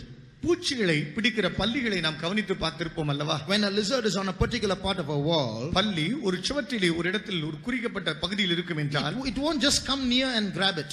அது கிட்டே வந்து உடனடியாக அதை பிடித்து விடாது. It will stay a few inches away. அது சில அங்குலம் தள்ளி நின்று கொண்டிருக்கும். And then wait. காத்து கொண்டிருக்கும். Then slowly take one step. மெதுவா ஒரு அடி எடுத்து வைக்கும். And then wait. அப்புறம் காத்திருக்கும். Then take the next step. அடுத்த படி இன்னொரு எடுத்து வைக்கும். And then wait. காத்திருக்கும். And then will go so slowly that the insect doesn't realize that the lizard has come close. அந்த பூச்சிக்கு பல்லி அவ்வளவு கிட்டமாக வந்து விட்டது என்று அறியா வண்ணம் அவ்வளவு மெதுவாக செல்லும். Suddenly it goes and catches. திடீரென பிடித்துவிடும். And then it is too late. அப்புறம் அது ரொம்ப தாமதமாயி. This is exactly what is happening in the world. உலகத்துல நடக்கிறது இதுதான். It's happening so slowly we don't realize it, and yet so fast we are going to get caught if we are not careful. நம்ம அறியாதபடிக்கு அவ்வளவு மெதுவாக இருக்கும், ஆனால் நாம் அகப்படக்கூடிய அளவுக்கு அவ்வளவு துரிதமாக இருக்கும். At this point of time, இந்த குறிக்கப்பட்ட நேரத்தில் I want to warn Christians about a certain distraction that is attacking Christians. கிறிஸ்தவர்களை வந்து தாக்குகிறதான சில இப்படிப்பட்டதான சிதைவின் பகுதிகளை குறித்து நான் சொல்லும்படி எச்சரிப்பாய் விடுக்கும்படி வாஞ்சிக்கிறேன். It is a spirit trying to make Christians look at something else when they have to look at reality. உண்மை நிஜத்தை காண வேண்டியதான கிறிஸ்தவர்கள் வேறென்றையோ கவனமாக திருப்பக்கூடியதாக இப்படிப்பட்ட கவனத்தை திசை திருப்பக்கூடிய சிலவைகள். Read Luke chapter 17. லூக்கா 17ஆம் அதிகாரம் and read verses 26 to 28. 26 முதல் 28 வரை உள்ள வசன பகுதிகள். நோவாவின் நாட்களில் நடந்தது போல மனுஷகுமாரனுடைய நாட்களிலும் நடக்கும். நோவா பேழைக்குள் பிரவேசித்த நாள் வரைக்கும் ஜனங்கள் புசித்து குடித்தார்கள், பெண் கொண்டு கொடுத்தார்கள். ஜலப்பிரளயம் வந்து எல்லாரையும் அழித்து போட்டது. லோத்தினுடைய நாட்களில் நடந்தது போலவும் நடக்கும். ஜனங்கள் புசித்தார்கள், குடித்தார்கள், கொண்டார்கள், விற்றார்கள், நட்டார்கள், கட்டினார்கள். And as it was in the days of Noah, so shall it be also in the days of the Son of Man. They did eat, they drank, they married wives, they were given in marriage until the day that Noah entered into the ark, and the flood came and destroyed them all. Likewise also as it was in the days of Lot, they did eat, they drank, they bought, they sold, they planted, they builded. Here again Jesus is giving some signs of the last days. இங்கும் கூட கடைசி நாட்களை குறித்து சில அடையாளங்களை இயேசு சொல்கிறார். As it happened in the days of Noah, history is going to repeat itself in the days of the coming of the Son of Man. நோவாவுடைய காலத்தில் நடந்தது போல அதே சம்பவங்கள் மனுஷகுமாரனுடைய காலத்திலும் திரும்பமாக நடக்கும். But look at those signs. அந்த அடையாளங்களை பாருங்கள். They ate, they drank. அவர்கள் புசித்தார்கள், குடித்தார்கள். People never used to eat and drink before, is it? முன்னால ஜனங்கள் புசிக்கவே இல்ல, குடிக்கவே இல்லையா? Only when Jesus comes they're going to eat and drink. இயேசு வந்தபோது மாத்திரமா புசித்து குடித்தார்கள்? They bought and sold and planted and builded. அவர்கள் வாங்கினார்கள், விற்றார்கள், அவர்கள் கட்டினார்கள். They married, they gave in marriage. அவர்கள் பெண் கொடுத்தார்கள், பெண் கொண்டார்கள். All these things have been happening all the time since man was created. Why are these given as signs of the last days? மனுஷன் சிருஷ்டிக்கப்பட்ட அந்த நாள் துவங்கி இவைகள் எல்லாம் நடந்து கொண்டே இருக்கிறதே, ஆயினும் இவைகளை கடைசி காலத்தின் அடையாளமாக சொல்வதின் அர்த்தம் என்ன? The reason is people who ought to know that Jesus is coming soon are going to forget that and live earthly minded lives. All their minds, instead of looking up for their redemption draweth nigh, their minds are going to be occupied with marriage and giving in marriage, with buying and selling and planting and building and eating and drinking. இயேசுவே வருகிறார் என்பதை மையமாக வைத்து அதே சிந்தித்து வாழ வேண்டியதான ஜனங்கள் அவருடைய மனதெல்லாம் திசை திருப்பி அவர்கள் எல்லாரும் பூமிக்குரிய சிந்தை கொண்டவர்களாக, அவர்களோ இதை மறந்து பெண் கொள்ளுக்கவும், பெண் கொள்ளவும், பெண் விற்கவும், வாங்கவும், நடவும் இப்படிப்பட்டதற்கு பின்பாகவே அவர்கள் தங்களுடைய சிந்தையை புதைத்து விடுவார்கள். So this is a sign not just in the world, it's a sign in the church. இது உலகத்தில் இருக்கிற கூடிய ஒரு அடையாளம் அல்ல, சபைக்குள் இருப்பது. Christians who ought to know that these are the last times, Christians who ought to prepare themselves are going to fall asleep and are going to be busy with the earthly things. கிறிஸ்தவர்கள் உலகத்தின் கடைசி நாட்கள் இது, கர்த்தருடைய வருகை சமீபமாக இருக்கிறது அறியக்கூடியவர்கள் இப்படிப்பட்டதான காரியத்துக்குள்ளே அவர்கள் புதைந்து போய் விடுவார்கள். It's a spiritual blindness that has engulfed the children of God so that they are not able to lift up their heads. தேவனுடைய ஜனங்கள் இதை அறியாதபடிக்கு தன்னுடைய தலையை தூக்காதபடிக்கு அவர்களை எல்லாம் வஞ்சிக்கக்கூடிய சில பகுதிகளாகவே இருக்கிறது. Read Matthew chapter 24 verses 38 and 39. மத்தேயு 24 அதிகாரம் 38 39 வசனங்கள். எப்படியெனில் ஜலப்பிரளயத்துக்கு முன்னான காலத்திலே நோவா பேழைக்குள் பிரவேசிக்கும் நாள் வரைக்கும் ஜனங்கள் புசித்தும் குடித்தும் பெண் கொண்டும் பெண் கொடுத்தும் ஜலப்பிரளயம் வந்து அனைவரையும் வாரிக்கொண்டு போகும் மட்டும் உணராதிருந்தார்கள். அப்படியே மனுஷகுமாரன் வரும் காலத்திலும் நடக்கும். For as in the days that were before the flood, they were eating and drinking, marrying and giving in marriage, until the day that Noah entered into the ark, and knew not until the flood came and took them all away, so shall also the coming of the Son of Man be.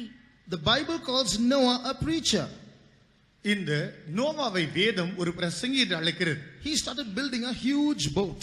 அவன் பெரிய ஒரு போட்டை செய்தான். So everyone who came that way would ask him, what are you doing? அங்க வந்து பார்த்தவர்கள் எல்லாரும், நோவா நீ என்ன செய்கிறாய் என்று வியந்திருப்பார்கள். I'm building a boat. நான் ஒரு பேழையை உண்டு பண்ணுகிறேன். Why? ஏன்? A flood is coming. ஜலப்பிரளயம் வருகிறது. Flood, what do you mean? ஜலப்பிரளயமா? என்ன? It's going to rain, you know. உனக்கு தெரியுமா மழை வரப்போகிறது. Rain, what do you mean by rain? We've never seen rain. மழையா? நான் மழையை பார்த்ததே இல்லையே. God has told me he's going to destroy this world because it's become wicked and sinful. தேவன் சொன்னார் இந்த உலகத்தை தேவன் அழிக்க போகிறாராம், இது மிகவும் பொல்லாப்பானதாய் சீர்கெட்டதாய் மாறி விட்டது. He's going to send down a rain. It's going to rain and rain and rain. The fountains of the deep are going to open up and the earth is going to be covered with a great flood. All the people are going to be destroyed. He's asked me to escape and asked me to call others to escape also. தேவன் மழையை அனுப்ப போகிறார். மழை பெய்து கொண்டே இருக்க போகிறது. பூமியினுடைய ஆழத்தினுடைய ஊற்றுக்கண்கள் எல்லாம் திறக்க போகிறது. ஜலப்பிரளயம் வந்து ஜனத்தை முழுவதும் பூமி அனைத்தை மூடிக்கொள்ள போகிறது. ஆகவே தப்பித்துக் கொள்வதற்கு நீ ஒரு பேழையை உண்டு பண்ணு. இப்படிப்பட்ட சூழ்நிலையில் யார் யாரெல்லாம் அந்த பேழைக்குள் வரக்கூடியமோ அவர்களுக்கு நீ அழைப்பை விடு என்று ஆண்டவர் எச்சரிப்பாக சொன்னார் என்று சொன்னார். So you also please come and join me in getting into this ark. இந்த பேழைக்குள் நீங்களும் வந்து என்னை சேர்ந்து கொள்ளுங்கள். Noah, you must be crazy. What are you talking about? Noah உனக்கு என்ன ஆச்சு? நீ என்னத்தை பத்தி பேசிட்டு இருக்கிற? In the same way today, if we say Jesus is coming very soon and some people are going to disappear from this world, இன்றைக்கும் நாம் கூட இயேசு சீக்கிரம் வருகிறார், சில ஜனங்கள் இந்த உலகத்தை விட்டு மறைந்து போக போகிறார்கள், காணாமல் போக போகிறார்கள் என்று சொன்னால் people will laugh at us. ஜனங்கள் நம்மை பார்த்து பரியாசம் தான் பண்ணுவார்கள். You're supposed to be educated people, you have no brains. How is this going to happen? It's unscientific. படிச்சவங்க நாங்க நினைச்சோம் நீங்க எப்படி இருக்கணும், இதெல்லாம் பார்த்தா விஞ்ஞான பூர்வமா ஒண்ணுமே நடக்காத காரியமா. That's exactly what they said to Noah. A group of mockers rose up against him. நோவாவுக்கு காலத்தில் எழும்பினது போலவே ஒரு கூட்டம் பரியாசக்காரர்கள் எழும்புவார்கள். The point to note in this verse in Matthew 24 is they knew not until the flood came. இங்கு நாம் அடிக்கோடிடக்கூடிய ஒரு விஷயம் என்னவென்றால் மத்தேயு 24 அதிகாரத்தில் அவர்கள் அந்த நேரம் வரைக்கும் அதை அறியாதிருந்தார்கள். Till the flood came they did not believe. அந்த ஜலப்பிரளயம் வரும் வரைக்கும் அவர்கள் அறியாதிருந்தார்கள். Noah kept preaching but no one listened to him. Noah பிரசங்கம் பண்ணி கொண்டே இருந்தால் யாரும் அதை கேட்கிறதே இல்லை. At the end of his meeting there was no altar call. There were only a group of mockers who went away. கூட்டம் முடிகிற நேரத்தில் பிரசங்கம் மேடைக்கு அழைக்கக்கூடிய ஒரு அழைப்பின் பகுதியே இல்லை. ஒரு கூட்டம் பரியாசக்காரர்கள் தான் என்று ஏளனம் பண்ணி கொண்டிருந்தார்கள். They all just kept laughing at him. Look at this man gone crazy, spending so much on this vain thing. இந்த மனுஷனை பாருங்கள், எவ்வளவு பணத்தை கொண்டு இதிலே கொண்டு இறைத்துக் கொண்டிருக்கிறான். எல்லாரும் அவனை பார்த்து பரியாசம் பண்ணி கேலி பண்ணி கொண்டிருந்தார்கள். Even today people who are going by my thing, these people have no other work to do. There's so many things in this world to do. இன்றைக்கு இப்படி போய் கொண்டிருக்கிற ஜனங்கள் கூட இந்த ஜனத்துக்கு இன்றைக்கு இவர்களுக்கு செய்ய வேண்டிய வேலையே ஒண்ணுமில்லை, இவர்கள் தான் இப்படி செய்து கொண்டிருக்கிறார்கள் என்று பரியாசம் பண்ணுகிறார்கள். We are also building an invisible ark. நாங்களும் கூட அதர்சனமான ஒரு பேழையை உண்டு பண்ணி கொண்டிருக்கிறோம். A judgment is going to come upon this world. இந்த பூமியின் மேல் இதோ ஒரு நியாய தீர்ப்பு வந்து கொண்டிருக்கிறது. But God has warned us to prepare an ark to escape. ஆயினும் தேவனோ தப்பித்துக் கொள்ள ஒரு பேழையை உண்டு பண்ண நமக்கு சொல்லி இருக்கிறார். The ark is called the church of God. இந்த பேழை தேவனுடைய சபை. Many have come into this ark already. அநேகர் இந்த பேழைக்குள் ஏற்கனவே வந்து விட்டார்கள். And like Noah preached, we are preaching also. Noah பிரசங்கிப்பது போல நாங்களும் இன்றைக்கு பிரசங்கம் பண்ணி கொண்டிருக்கிறோம். Dear brother, dear sister, please do not stand outside. A great judgment is coming. Please come in and join us to escape. அருமையான அன்பான சகோதரனே சகோதரியே, நீ வெளியே நின்று கொண்டிருக்காதே, பெரிய நியாய தீர்ப்பு வருகிறது, நீ தப்பித்துக் கொள்ள இதோ உள்ளே ஓடிவா. But they laughed in Noah's days. நோவாவின் காலத்திலே அவர்கள் பரியாசம் பண்ணினார்கள். There will be many who laugh these days also. இந்த காலத்திலும் பரியாசம் பண்ணுகிற ஏராளம் பேர் உண்டு. But one day the flood came. ஒரு நாள் வந்தது, ஜலப்பிரளயம் வந்தது. And they were carried away. அவர்கள் எல்லாரும் வாரிக்கொண்டு போனப்பட்டார்கள். Then when the flood came and it started raining and they saw rain for the first time, அவர்கள் மழை பெய்து ஜலப்பிரளயம் வருவதை முதல் முறையாக கண்டபோது they all said, "Hey, what's this happening? என்ன நடக்குது? Hey, that man must have said the truth. அந்த மனுஷன் சொன்னானே அது உண்மைதானா? The waters are rising up. ஜலம் தண்ணீர் ஏறுகிறது. Noah, please open." நோவா திற, தயவு செய்து திற. But if Noah had shut the door, he may have opened it. God shut the door. Now God has to open it. Noah பூட்டி இருந்தால் அவன் திறந்திருப்பான். தேவனோ பேழையின் வாசலை அடைத்திருந்தார். It was too late. அது ரொம்ப தாமதமாக They இருந்தது. cried and called out to Noah till the flood carried them all and took them all away. அவங்க எல்லாரும் நின்று கொண்டு கதறி கூப்பிட்டு கொண்டே இருந்தார்கள். ஜலப்பிரளயம் வந்து வாரி போகும் மட்டும் அவர்கள் கூச்சலிட்டுக் கொண்டிருந்தார்கள். Today God has arranged these meetings so that you may not end up like the people in Noah's days. You might come into the ark and be with us. நோவாவின் காலத்தில் இருக்கிற ஜனங்கள் ஒரு முடிவை தேடினது போல அப்படிப்பட்ட ஒரு முடிவை நீ தேடாமல் நீ எங்களோடு வந்து சேர்ந்து கொள்ளும்படியாக கர்த்தர் இப்படிப்பட்ட கூட்டத்தை ஆயத்தம் பண்ணி இருக்கிறார். But I want to speak to those people who want to enter into this ark. இந்த பேழைக்குள் பிரவேசிக்க வேண்டும் என்று வாஞ்சிக்கிற ஜனத்தோடு நான் பேசட்டும். We who have come into this church, we might think we are safe in this ark. சபைக்குள் வந்திருக்கிறதான நாம் பேழைக்குள் பத்திரமாக இருக்கிறோம். But I want to remind you that our mind is very important. ஆனாலும் நம்முடைய மனது ரொம்ப முக்கியம் என்பதை நினைப்பூட்ட வாஞ்சிக்கிறேன். Many of us are entangled with the affairs of this life. நம்மில் அநேகர் இந்த வாழ்வினுடைய காரியத்துக்கு பின்பாக சிக்கி இருக்கிறார்கள். The Bible says, "He that is chosen by God to be a good soldier of Christ will not entangle himself with the affairs of this life." வேதம் சொல்கிறது, கிறிஸ்துவின் நல்ல போர்ச்சேவகனாக தேர்ந்தெடுக்கப்பட்ட எவனும் பிழைப்புக்கெடுத்த எந்த அலுவலிலும் சிக்கிக் கொள்ளக்கூடாது. So in the affairs of this life or in the necessities of life, there are entanglements. இந்த வாழ்க்கையின் அவசியம் என்று சொல்கிறோமே, இப்படிப்பட்ட வாழ்வின் பகுதியிலும் கூட இப்படி நம்மை கவர்ந்து இழுத்து சிக்க வைக்கக்கூடிய சில பகுதி இருக்கிறது. Studies are important. படிப்பு முக்கியம். Job is important. வேலை முக்கியம். Marriage is necessary. விவாகம் முக்கியம், அவசியம். Promotion is necessary. பதவி உயர்வு அவசியம். House is necessary. வீடு தேவை. Property is necessary. சொத்து சுகம் தேவை. Money is necessary. பணம் தேவை. But in all these things there is an entanglement. Be careful. இவைகள் அனைத்திலும் கவர்ச்சியாக இழுத்து உங்களை தள்ளக்கூடிய ஒன்று இருக்கிற, ஜாக்கிரதை. So Jesus was warning Christians in those days itself. He was warning the Christians of our time, be careful, let not your minds be set on these earthly things. உங்களுடைய மனம் பூமிக்குரிய இவைகளிலே சிக்கிக் கொள்ளாதிருப்பதாக என்று இப்படி இதை குறித்து இயேசு ஏற்கனவே நமக்காக எச்சரிப்பிடுத்திருக்கிறார். While we sit here, we must realize that Jesus is coming soon. We ought not to worry about earthly and worldly things. நாம் இங்கு உட்கார்ந்திருக்கும் போதே ஒரு காரியத்தை நினைத்துக் கொள்ள வேண்டும், பூமிக்குரிய எந்த காரியத்திலும் பாரப்படக்கூடாது. Read Philippians chapter 3 verses 19 and 20. பிலிப்பியர் 3 அதிகாரம் 19-20 வசனங்களை வாசியுங்கள். அவர்களுடைய முடிவு அழிவு, அவர்களுடைய தேவன் வயிறு, அவர்களுடைய மகிமை, அவர்களுடைய லட்சியே, அவர்கள் பூமிக்கு அடுத்தவைகளை சிந்திக்கிறார்கள். அவர்கள் பூமிக்கு அடுத்தவைகளை சிந்திக்கிறார்கள். நம்முடைய குடியிருப்போ பரலோகத்தில் இருக்கிறது. நம்முடைய குடியிருப்போ பரலோகத்தில் இருக்கிறது. See, they are minding earthly things, but our conversation is in heaven. அவர்கள் பூமிக்குரிய காரியத்தை குறித்தே கவலைப்படுகிறார்கள், நம்முடைய குடியிருப்போ பரலோகத்தில் இருக்கிறது. So we as children of God who are getting ready to go when Jesus come, while we are on earth, mentally or spiritually, we should all be in heaven. இயேசுவின் வருகைக்கு எடுத்துக்கொள்ளப்பட வேண்டும் என்று காத்துக் கொண்டிருக்கிற கர்த்தருடைய பிள்ளைகளாகிய நாம் பூமியில் இருக்கும் போதே நம்முடைய மனதில் நம்முடைய ஆவிக்குரிய பிரகாரமாக நம்முடைய சிந்தையெல்லாம் பரலோகத்துக்குரியவளாக இருக்க வேண்டும். Check these things and see. இதை உங்களை அலசி ஆராய்ந்து பாருங்கள். After your Sunday service is over, ஞாயிற்றுக்கிழமை கூட்டம் முடிந்த பிற்பாடு, what is your conversation with your fellow believer? உங்களோடு இருக்கிற சக விசுவாசிகளோடு உங்களுடைய சம்பாஷணை என்ன? Is it about the Sunday message? ஞாயிற்றுக்கிழமை பிரசங்கத்தை குறித்தே பேசிக் Or கொண்டிருக்கிறீர்களா? is it about what God spoke to you recently? அண்மையில் தேவன் பேசினதை பற்றி பேசுகிறீர்களா? Or are you warning each other about Jesus coming soon? இயேசு வருகிறார், எச்சரிக்கையாக இரு என்று சொல்லி எச்சரிப்பு விடுகிறீர்களா? No, mostly you will see it's earthly conversation. அதிகமான சம்பாஷணைகள் பூமிக்குரியவைகள். After the Sunday service is over, ஞாயிற்றுக்கிழமை கூட்டம் முடிந்த when you பிற்பாடு get prayed for by the servants of God, கர்த்தருடைய ஊழியக்காரர்களாக ஜெபிக்க வேண்டும் என்று வரும்போது, what are most of the points? அதில் அதிகமான கருத்துக்கள் எவைகள்? Brother, I want to change in my character. Pray for me. சகோதரா, இந்த சுபாவத்தை நான் மாற்றிக்கொள்ள வேண்டும். தயவு செய்து ஜெபியுங்கள். Brother, I want to go somehow when Jesus comes.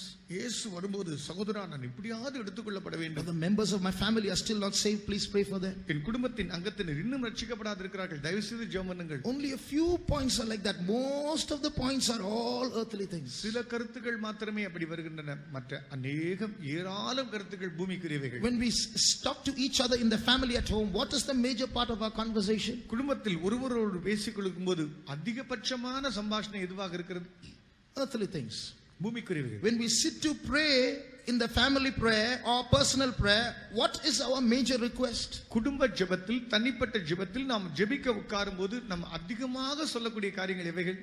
Earthly things. பூமிக்குரிய காரியங்கள். There are more earthly points, very few heavenly points. அதிகமான பூமிக்குரியதான கருத்துக்கள் விஷயங்கள், கொஞ்சம் ஆவிக்குரிய கருத்துக்கள். That's the deception of the last days. இதுதான் கடைசி காலத்தின் வஞ்சகம். That's called spiritual sleep.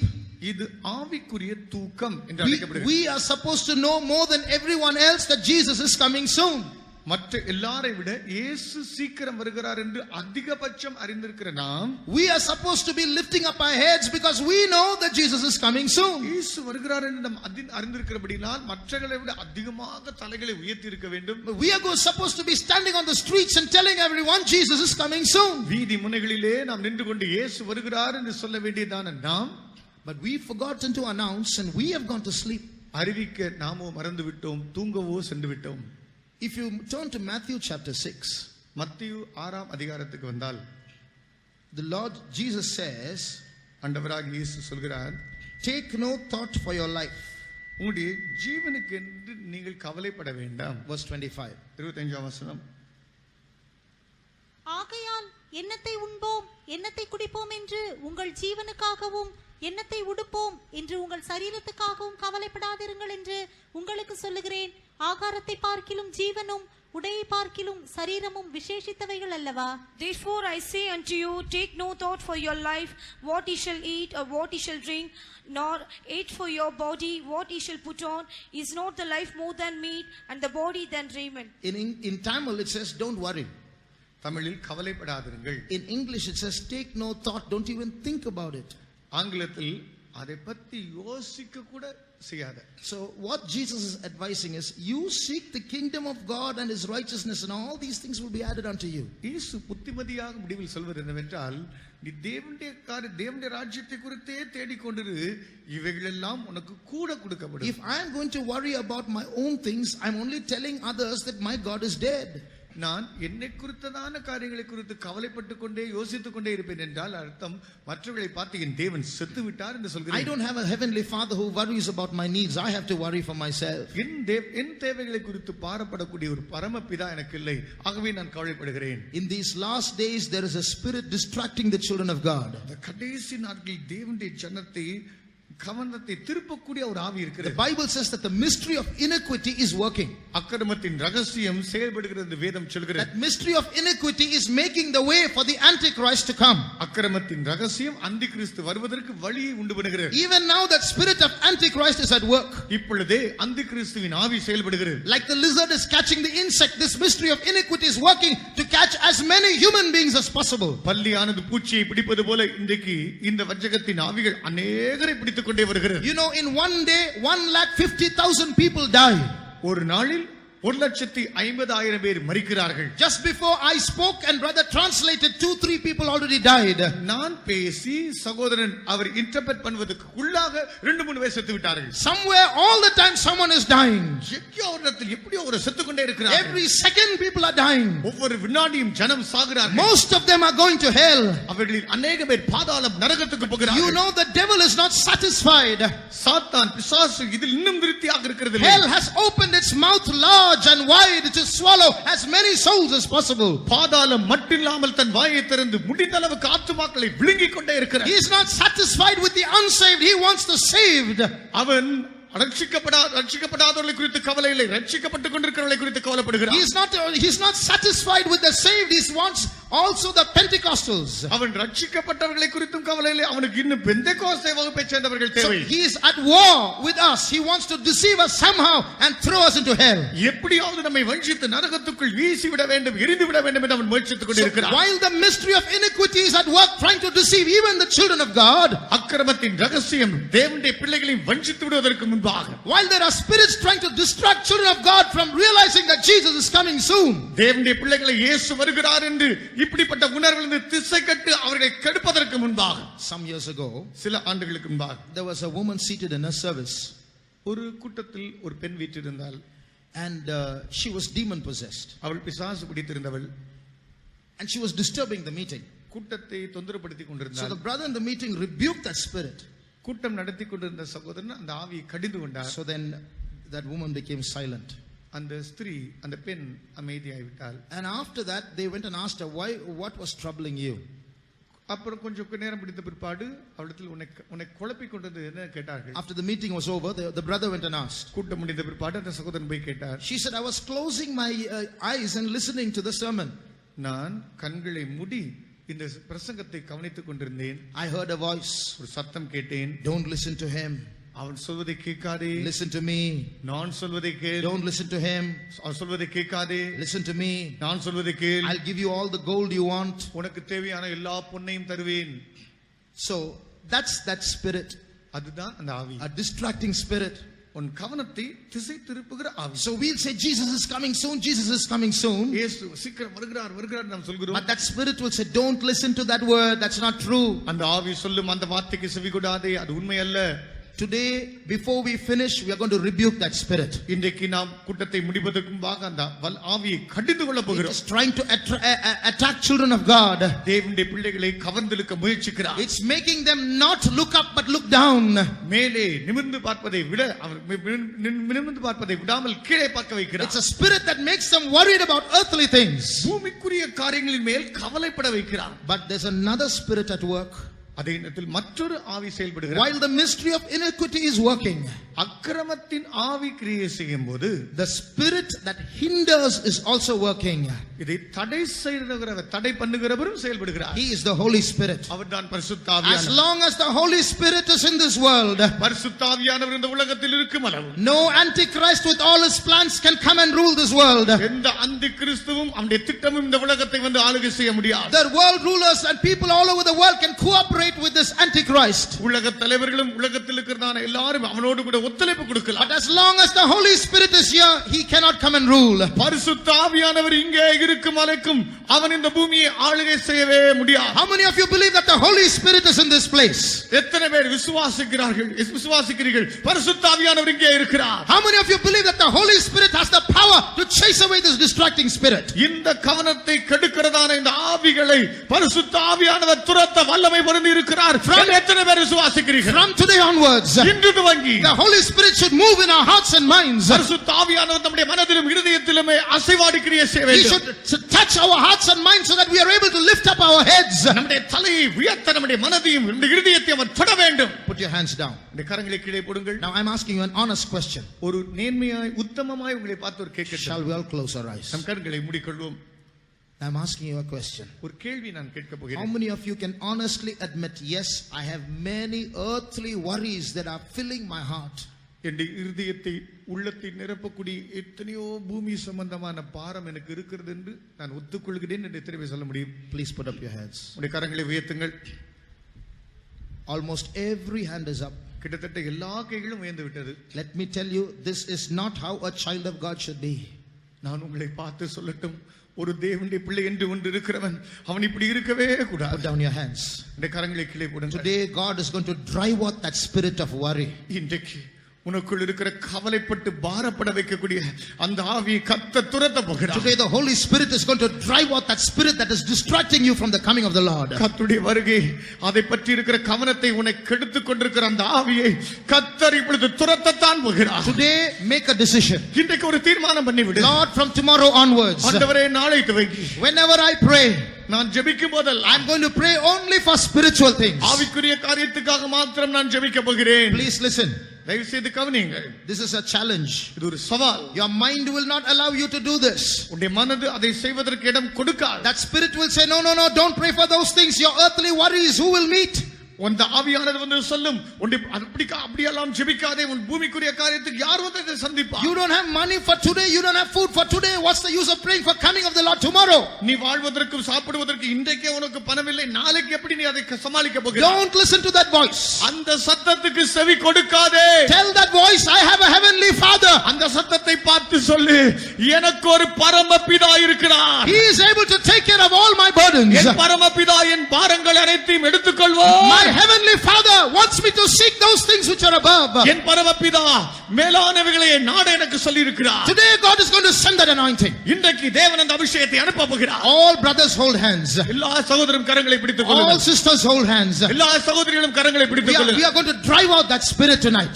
அந்த ஆவியை இந்த ராத்திரி வேளை விரட்ட போகிறோம். Almost every child of God lifted up their hands now.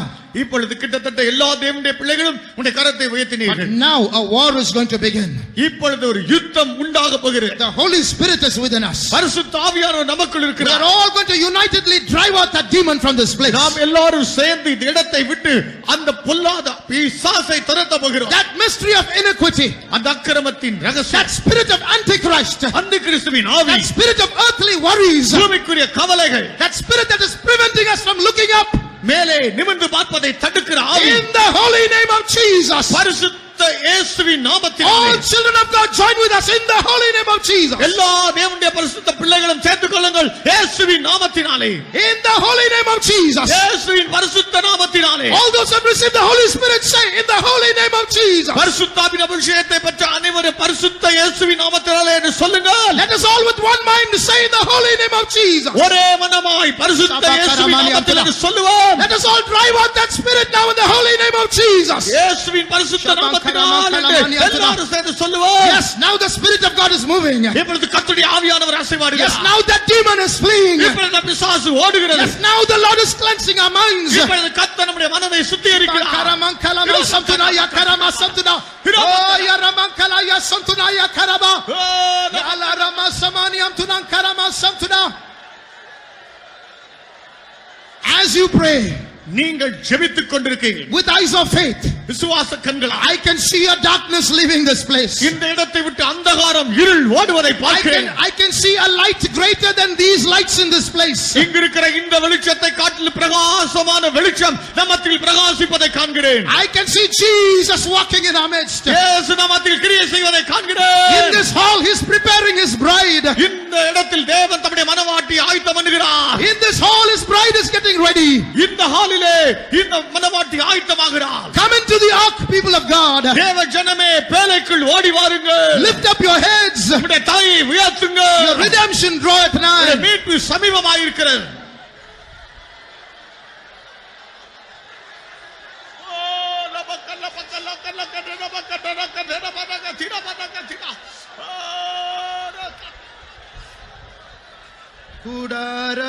கூடாரவாசிகளாகும் நமக்கிங்கு வீடென்றும் நாடென்றும் சொல்லலாமோ. கூடாரவாசிகளாகும் நமக்கிங்கு வீடென்றும் நாடென்றும் சொல்லலாமோ. கைவேலை அல்லாத வீடொன்று மேலேதும் செய்வேனென சொல்லி போகலையோ. கைவேலை அல்லாத வீடொன்று மேலேதும் செய்வேனென சொல்லி போகலையோ. கூடாரவாசிகளாகும் நமக்கிங்கு வீடென்றும் நாடென்றும் சொல்லலாமோ.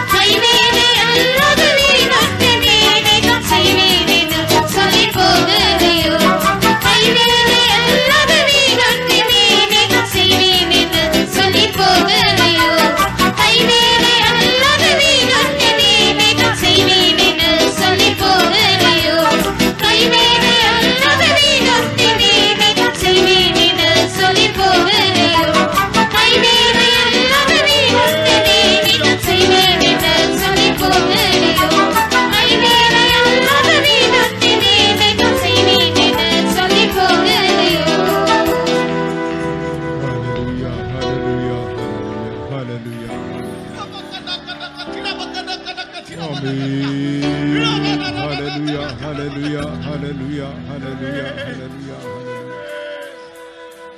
Hallelujah, hallelujah, hallelujah, hallelujah, hallelujah, hallelujah, hallelujah. Shall we all stand up? நாம் எல்லாரும் எழுந்து நிற்போம். The Lord has spoken with us from Zion above. தேவன் மேலான காரியங்களை குறித்து நம்மோடு கூட பேசினார். The Lord has spoken with us from Zion above. தேவன் சியோனில் மேலான சியோனில் நம்மோடு பேசினார். The plan and purpose of God has been revealed to each and every one of us even tonight. இந்த ராத்திரி வேளையிலும் நம் ஒவ்வொருவரை குறித்ததான தேவனுடைய திட்டங்கள் வெளிப்படுத்தப்பட்டன. We are not to be worried about the things of this world. இந்த பூமிக்குரியதான காரியங்களை குறித்து நாம் கவலைப்பட வேண்டியதில்லை. We are not to be worried about the perishing things of this life. இந்த ஜீவனுக்கு எதுவான அழிந்து போகிற காரியங்களை குறித்து கவலைப்பட வேண்டிய அவசியம் இல்லை. Eternal things God is preparing for us. நித்தியமான காரியங்களை தேவனே நமக்கு ஆயத்தம் பண்ணி கொண்டிருக்கிறார். Everlasting things God is preparing for us. நித்தியமான காரியங்களை தேவனே நமக்கு ஆயத்தம் பண்ணுகிறார். But the devil doesn't want us to inherit those things. சாத்தான் அந்த காரியங்களை நாம் சுதந்திரத்துக் கொள்வதற்கு இடம் கொடுப்பதில்லை. That is why he is trying to distract our mind from such things. ஆகவே தான் இப்படிப்பட்டதானவைகளில் நம்முடைய மனதை அவன் திசை கட்டு போக பண்ணுகிறான். Let our mind be stayed in the promises of God. நம்முடைய மனதெல்லாம் சிந்தையெல்லாம் தேவனுடைய வாக்குத்தத்தங்களிலே தங்கட்டும். Let our mind be stayed in the things that God is preparing for us. நம்முடைய மனதெல்லாம் தேவன் நம்மை ஆயத்தப்படுத்துகிற அந்த காரியங்களிலே சிந்திக்கட்டும். Very soon this world is coming to an end. அதி சீக்கிரத்தில் இந்த உலகம் ஒரு முடிவுக்கு வரப்போகிறது. Antichrist is going to appear very soon. அதி சீக்கிரத்தில் அந்திகிறிஸ்து வரப்போகிறார். False prophet is going to appear very soon. கள்ள தீர்க்கதரிசி அதி சீக்கிரத்தில் வரப்போகிறார். The spirit of Antichrist is already in work. அந்திகிறிஸ்துவின் ஆவி ஏற்கனவே செயலில் இருக்கிறார். But the Holy Spirit is working to prepare the bride of Christ. ஆயினும் பரிசுத்த ஆவியானவரோ கிறிஸ்துவின் மனவாட்டியை ஆயத்தம் பண்ணி The கொண்டிருக்கிறார். Holy Spirit is able to give us a sanctified mind. பரிசுத்த ஆவியானவர் பரிசுத்தமாக்கப்பட்ட மனதை நமக்கு கொடுக்க The வல்லவர். Holy Spirit is able to give us a cleansed holy mind. பரிசுத்த ஆவியானவர் நம்முடைய மனதை பரிசுத்தமாக்கி கொடுக்க வல்லவர். Oh, tonight the Spirit of God is moving in our midst. இதோ இந்த ராத்திரி தேவனுடைய ஆவியான மத்தியில் அசைவாடுகிறார். Holy Spirit is moving in our midst. பரிசுத்த ஆவியான மத்தியில் அசைவாடுகிறார். Whatever your burden be tonight, இந்த ராத்திரி உன் பாரம் எதுவாக oh, இருக்கட்டும், cast it upon the Lord. அவைகளை எடுத்து உன் கர்த்தரிடத்தில் வைத்து விடு. Whatever your worries and troubles be in your mind, உன்னுடைய கவலைகள் பாரம் உன் மனதில் எதுவாக இருக்கட்டும், claim the promise of God. தேவனுடைய வாக்குத்தத்தங்களை உரிமை Believe the word of God. தேவனுடைய வாக்குத்தத்தங்களை The விசுவாசம். Holy Spirit is going to do His work in your mind. பரிசுத்த ஆவியானவர் மனதிலே செயல்பட போகிறார். You can be heavenly minded person. நீ ஒரு பரலோக சிந்தை உள்ள மனுஷனாய் நீ மாற You முடியும். can be holy minded person. நீ பரிசுத்த சிந்தை உள்ள மனுஷனாய் மாற You முடியும். can be faith minded person. நீ ஒரு விசுவாசம் உள்ள மனுஷனாய் மாற முடியும். Oh, you can seek the kingdom of God and His righteousness. தேவனையும் அவருடைய நீதியும் நீ தேட முடியும். All the other things will be added unto you. இவைகளெல்லாம் உனக்கு கூட கொடுக்கப்படும். Even for healing of your body. உன் சரீர சுகத்துக்கும் Oh, you can trust in the Lord. நீ கர்த்தரை நம்பலாம். This body is going to be transformed. உன்னுடைய சரீரம் மறுரூபமாக In the போகிறது. twinkling of an eye. ஒரு இமைப்பொழுதிலே When the trumpet shall sound. எக்காலம் தொனிக்கும். Oh, we are going to be changed. நாம் எல்லாரும் We are going to fly away with our Jesus. இயேசுவோடு நாம் பறந்து போவோம். The Holy Spirit is doing that work in our life. பரிசுத்த ஆவியானவர் அந்த வேலையை நம்ம மத்தியில் செய்கிறார்.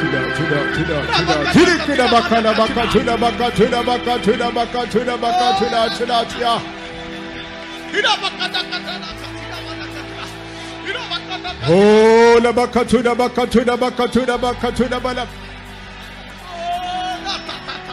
பலகளை உயர்த்துவோம் நம் ரட்சிப்பு நெருங்குதே நிலையான நகரம் வேறில்லையே பலகளை உயர்த்துவோம் ரட்சிப்பு நெருங்குதே நிலையான நகரம் வேறில்லையே மகிமை கிடையாகுமோ இக்கால பாடு துன்பம் யாவுமே இக்கால பாடு துன்பம் யாவுமே கரங்களை உயர்த்துவோம் ரட்சிப்பு நெருங்குதே நிலையான நகரம் வேறில்லையே கரங்களை உயர்த்துவோம் ரட்சிப்பு நெருங்குதே நிலையான நகரம் வேறில்லையே நித்திய மகிமை கிடையாகுமோ இக்கால பாடு துன்பம் யாவுமே இக்கால பாடு துன்பம் யாவுமே கனிகளை உயர்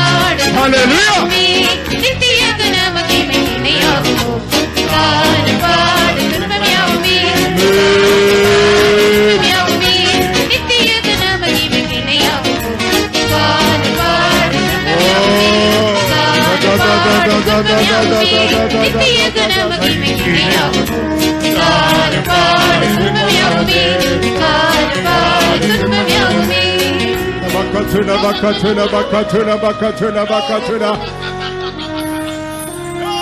Amen. Amen. Amen. As your mind is important to be kept in purity and holiness from all kinds of burdens and worries, to be ready for the coming of the Lord. நம்முடைய எல்லா கவலைகள் பாரங்கள் நீங்கி கர்த்தருடைய வருகைக்கு ஆயத்தப்படத்தக்க நம்முடைய மனதானது அவ்வளவு பரிசுத்தமாக இருக்க அவசியமாக இருக்கிறது போல, Even so, our body is also important to be prepared for the coming of the Lord. அதுபோல கர்த்தருடைய வருகைக்கு நாம் ஆயத்தப்படுத்துவதற்கு நம்முடைய சரீரமும் அவசியமாக இருக்கிறது. We need to be pure and holy in our body. நம்முடைய சரீரத்திலே நாம் சுத்தமும் தூய்மையாக இருக்க வேண்டும். That is why the Lord is sending various afflictions in our life. அது நிமித்தமாகத்தான் தேவன் பலவிதமான பாடுகளை கர்த்தர் நமக்கு அனுமதிக்கிறார். Oh, sicknesses and weaknesses we have to face in our life. நம்முடைய ஜீவியத்தில் வியாதிகள் பலவீனங்களை சந்திக்கத்தான் வேண்டும். Trials of faith are there to face in his body. இந்த சரீரத்திலே விசுவாசத்தின் சோதனைகளை சந்திக்க வேண்டும். Tonight you could be going through some kind of infirmity or weakness or sickness in your body tonight. இந்த ராத்திரி வேளையிலும் ஏதோ ஒரு விதமான வியாதிகள் பலவீனத்தின் வழியாக நீ கடந்து போகலாம். The Lord is here to heal you. இதோ கர்த்தர் உன்னை சுகமாக்க இங்கு இருக்கிறார். The Lord is here to touch you. கர்த்தர் உன்னை தொட இருக்கிறார். The Lord is here to deliver you. கர்த்தர் உன்னை விடுதலையாக்க இருக்கிறார். Holy Spirit is the power of resurrection. பரிசுத்த ஆவியானவர் உயிர்ப்பிக்கிற வல்லமை. And he is the power of healing. அவர் பரலோகத்தின் வல்லமை. Oh, right now the Lord is touching you, dear friend. அருமையான நண்பா, இப்பொழுதே அவர் உன்னை தொடுகிறார். You don't need to go back with your sickness in your body. உன் சரீரத்தில் வியாதியோடு நீ திரும்ப வேண்டிய You அவசியம் don't இல்லை. need to go back with the infirmities and pain in your body. உன்னுடைய சரீரத்தில் வேதனையோடு நோயோடு நீ திரும்பி போக வேண்டிய அவசியம் இல்லை. Healing touch of God is coming upon you. தேவனுடைய சுகமாக்குற தொடுதல் The healing touch of God is coming upon you. தேவனுடைய சுகமாக்குற வல்லமை உண்மையாக இறங்குகிறார். As you praise God, நீ தேவனை துதிக்க as you glorify God, தேவனை மகிமைப்படுத்த as you allow the Holy Ghost to work in you, பரிசுத்த ஆவியானவர் செயல்பட உனக்குள் இடம் கொடுக்க your pain is leaving your body. வேதனை உன் சரீரத்தை விட்டு நீங்குகிறது. Affliction is leaving your body. உன் நோய் உன் சரீரத்தை விட்டு Your நீங்குகிறது. sickness is leaving your body. இந்த வியாதி உன் சரீரத்தை விட்டு In the நீங்குகிறது. name of Jesus. இயேசுவின் In the நாமத்தில். name of Jesus. இயேசுவின் In the name of Jesus. இயேசுவின் நாமத்தில்.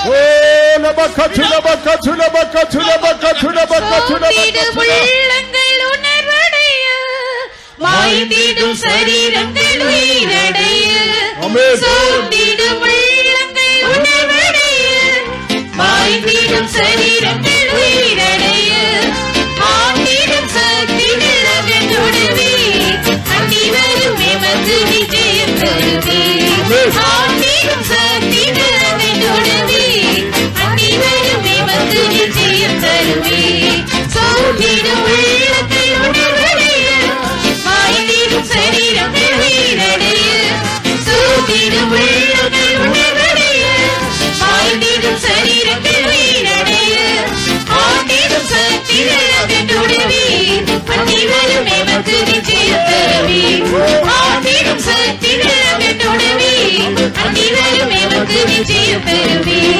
ஆண்டிடும் சக்திகள் அகன்றுடுவே அன்னிவரும் எமக்கு விஜயம் தருவே ஆண்டிடும் சக்திகள் அகன்றுடுவே அன்னிவரும் எமக்கு விஜயம் தருவே ஆண்டிடும் சக்திகள் அகன்றுடுவே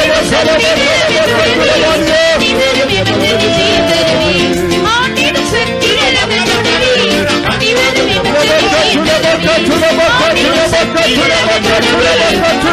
எமக்கு விஜயம் தருவே ஆண்டிடும் சக்திகள் அகன்றுடுவே அன்னிவரும் எமக்கு விஜயம் தருவே ஆண்டிடும் சக்திகள் அகன்றுடுவே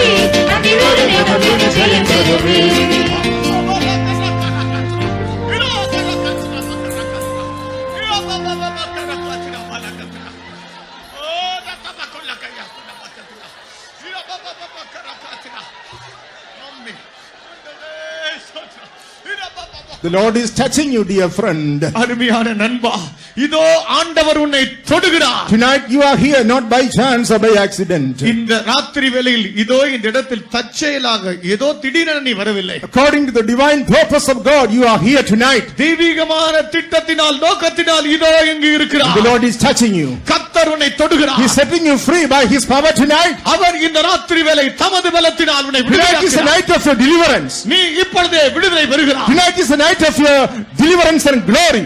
இந்த ராத்திரியே உன்னுடைய விடுதலையின் மகிமையின் ராத்திரி. Tonight is the night of your victory. இந்த ராத்திரியே உன் விடுதலையின் ராத்திரி. Tonight is the night you are delivered from the power of darkness. இந்த ராத்திரியே உன் அந்தகாரத்திலிருந்து விடுதலை பெறக்கூடிய ராத்திரி. Holy Ghost is touching you right now. பரிசுத்த ஆவியானவர் இப்பொழுதே The தொடுகிறார். glory of God is touching you right now. உன்னுடைய மகிமை இப்பொழுதே உன்னை In தொடுகிறார். the name of Jesus. இயேசுவின் In the நாமத்தில். name of Jesus. இயேசுவின் In the name நாமத்தில். of Jesus. இயேசுவின் நாமத்தில். சோர்ந்திடும் உள்ளங்கள் உணவடைய, வாழ்ந்திடும் சரீரங்கள் உயிரடைய. Amen. சோர்ந்திடும் உள்ளங்கள் உணவடைய, வாழ்ந்திடும் சரீரங்கள் உயிரடைய. ஆண்டிடும் சக்தி நிலவென்றொடுவே, அணிவருமே வந்து விஜயம் பெறுவே. ஆண்டிடும் சக்தி நிலவென்றொடுவே, அணிவருமே வந்து விஜயம் பெறுவே. சோர்ந்திடும் வாழ்ந்திடும் சரீரங்கள் உயிரடைய. சோர்ந்திடும் உள்ளங்கள் உணவடைய, வாழ்ந்திடும் சரீரங்கள் உயிரடைய.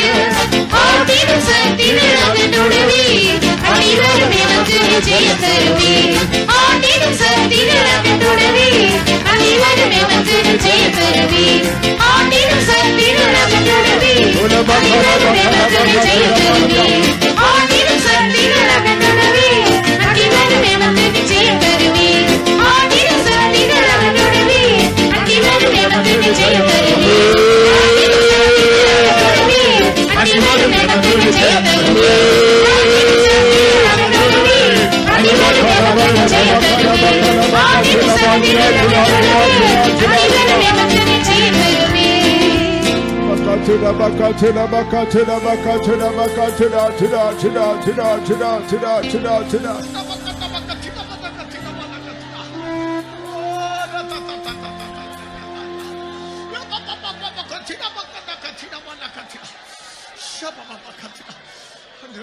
Before the time of Antichrist, அந்த கிறிஸ்துவின் நேரத்துக்கு முன்னே oh, the bride of Christ will be caught up. கிறிஸ்துவின் மனவாட்டி எடுத்துக் கொள்ளப்படுவார். In the twinkling of an eye, ஒரு இமைப்பொழுதிலே the trumpet shall sound. எக்காலம் தொனிக்கும். We will fly away with our Jesus. நாம் நம்முடைய இயேசுவோடு பறந்து போவோம். That is the glorious hope which God has given us. தேவன் நமக்கு கொடுத்த மகிமையின் நம்பிக்கை அதுவே. Let's praise God with a grateful heart for that. அதுக்காக நாம் இருதயத்தின் அடியாழத்தில் நன்றி உள்ள இருதயத்தோடு கர்த்தரை ஸ்தோத்திரிப்போம். Hallelujah, hallelujah. Amen, amen, amen, amen, amen, amen. Hallelujah, hallelujah, hallelujah, hallelujah. For all the precious things which God has spoken with us tonight, shall we praise God for. இந்த ராத்திரி வேளையில் தேவன் நம்மோடு பேசின விலையேறப்பெற்ற காரியங்களுக்காக கர்த்தரை ஸ்தோத்திரிப்போம். Hallelujah. Praise, praise, praise. Praise the Lord, praise the Lord, praise the Lord, praise the Lord. For the work of salvation, deliverance and healing the Lord performed in our midst tonight, shall we praise God. இந்த ராத்திரி வேளையில் தேவன் நம்மத்தில் நடப்பித்த ரட்சிப்பின் கிரியை, விடுதலையின் கிரியை, சுகமாக்குகிற கிரியைக்காக கர்த்தரை ஸ்தோத்திரிப்போம். Hallelujah. Praise the Lord, praise the Lord, praise the Lord. Praise the Lord, praise the Lord, praise the Lord, praise the Lord, praise the Lord. Not even one person should go to the time of Antichrist after hearing these things, shall we praise God for that. இவைகளை கேட்ட பின்னும் ஒரு ஆள் கூட அந்த கிறிஸ்துவின் காலத்துக்குள் போய்விடவே கூடாது. அதுக்காக நாம் கர்த்தரை ஸ்தோத்திரிப்போம். Praise the Lord, praise the Lord, praise the Lord, praise the Lord, praise the Lord, praise the Lord, praise the Lord, praise the Lord. Giving all the glory and honor unto the Lord.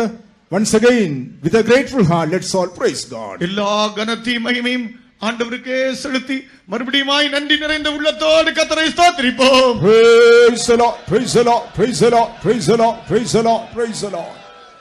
Shall we pray? ஜெபிப்போம். அருமையான கர்த்தாவே உமக்கு ஸ்தோத்திரம். இந்த நாட்களிலே தந்த இந்த கூட்டங்களுக்காக ஸ்தோத்திரம் ஆண்டவரே.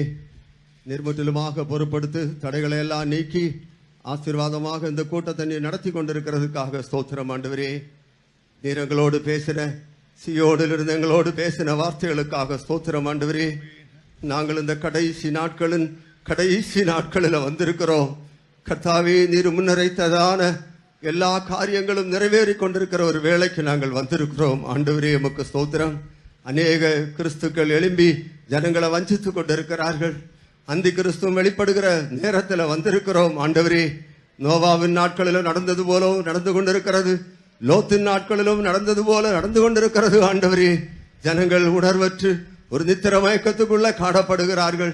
இந்த நாட்களில் கர்த்தர் அடியார்களை ரட்சித்து கிருபையினால் உம்முடைய சன்னதிக்கு கொண்டு வந்தீரே சுவாமி. ஆழமான சத்தியங்களை எல்லாம் எங்களுக்கு வெளிப்படுத்தி தந்து உம்மை சந்திக்கிறதுக்கு ஏற்ற ஒரு ஜீவியை செய்ய அடியார்களுக்கு உதவி செய்தீரே, அதற்காக ஸ்தோத்திரம். ஆண்டவரே, ஸ்தோத்திரம். இன்றைக்கு நீர் இடப்பட்டீர்.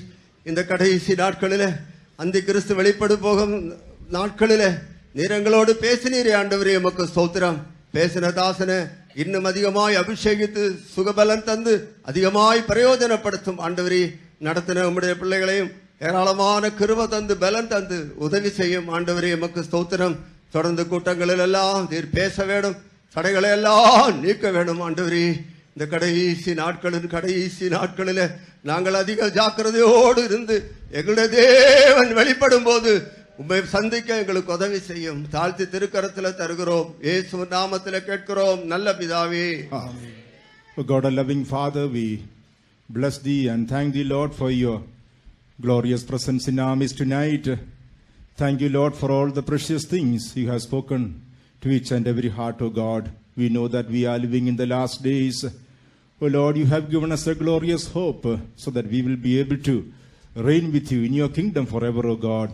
Seeing the signs and happenings that are taking place around us, help us, O God, to be setting our affection on things above, not on the things on the earth, O God, so that we can be heavenly minded people, casting all our burdens and cares, worries and all the problems upon you, and O Lord, to live a life carefree and also filled with your peace and presence, O God. Once again we commit thy people to thy hands, O Lord, and to take for everyone. You know the need, O God. Nothing is impossible with thee, O Lord, thou art a promise-keeping God. Therefore we commit the people of thine into thy hands, O Lord. Guide them everyone according to your perfect will, and prepare thy people for your soon coming. Glorify your great name, we pray thee, O God. In Jesus' name we ask thee, Father.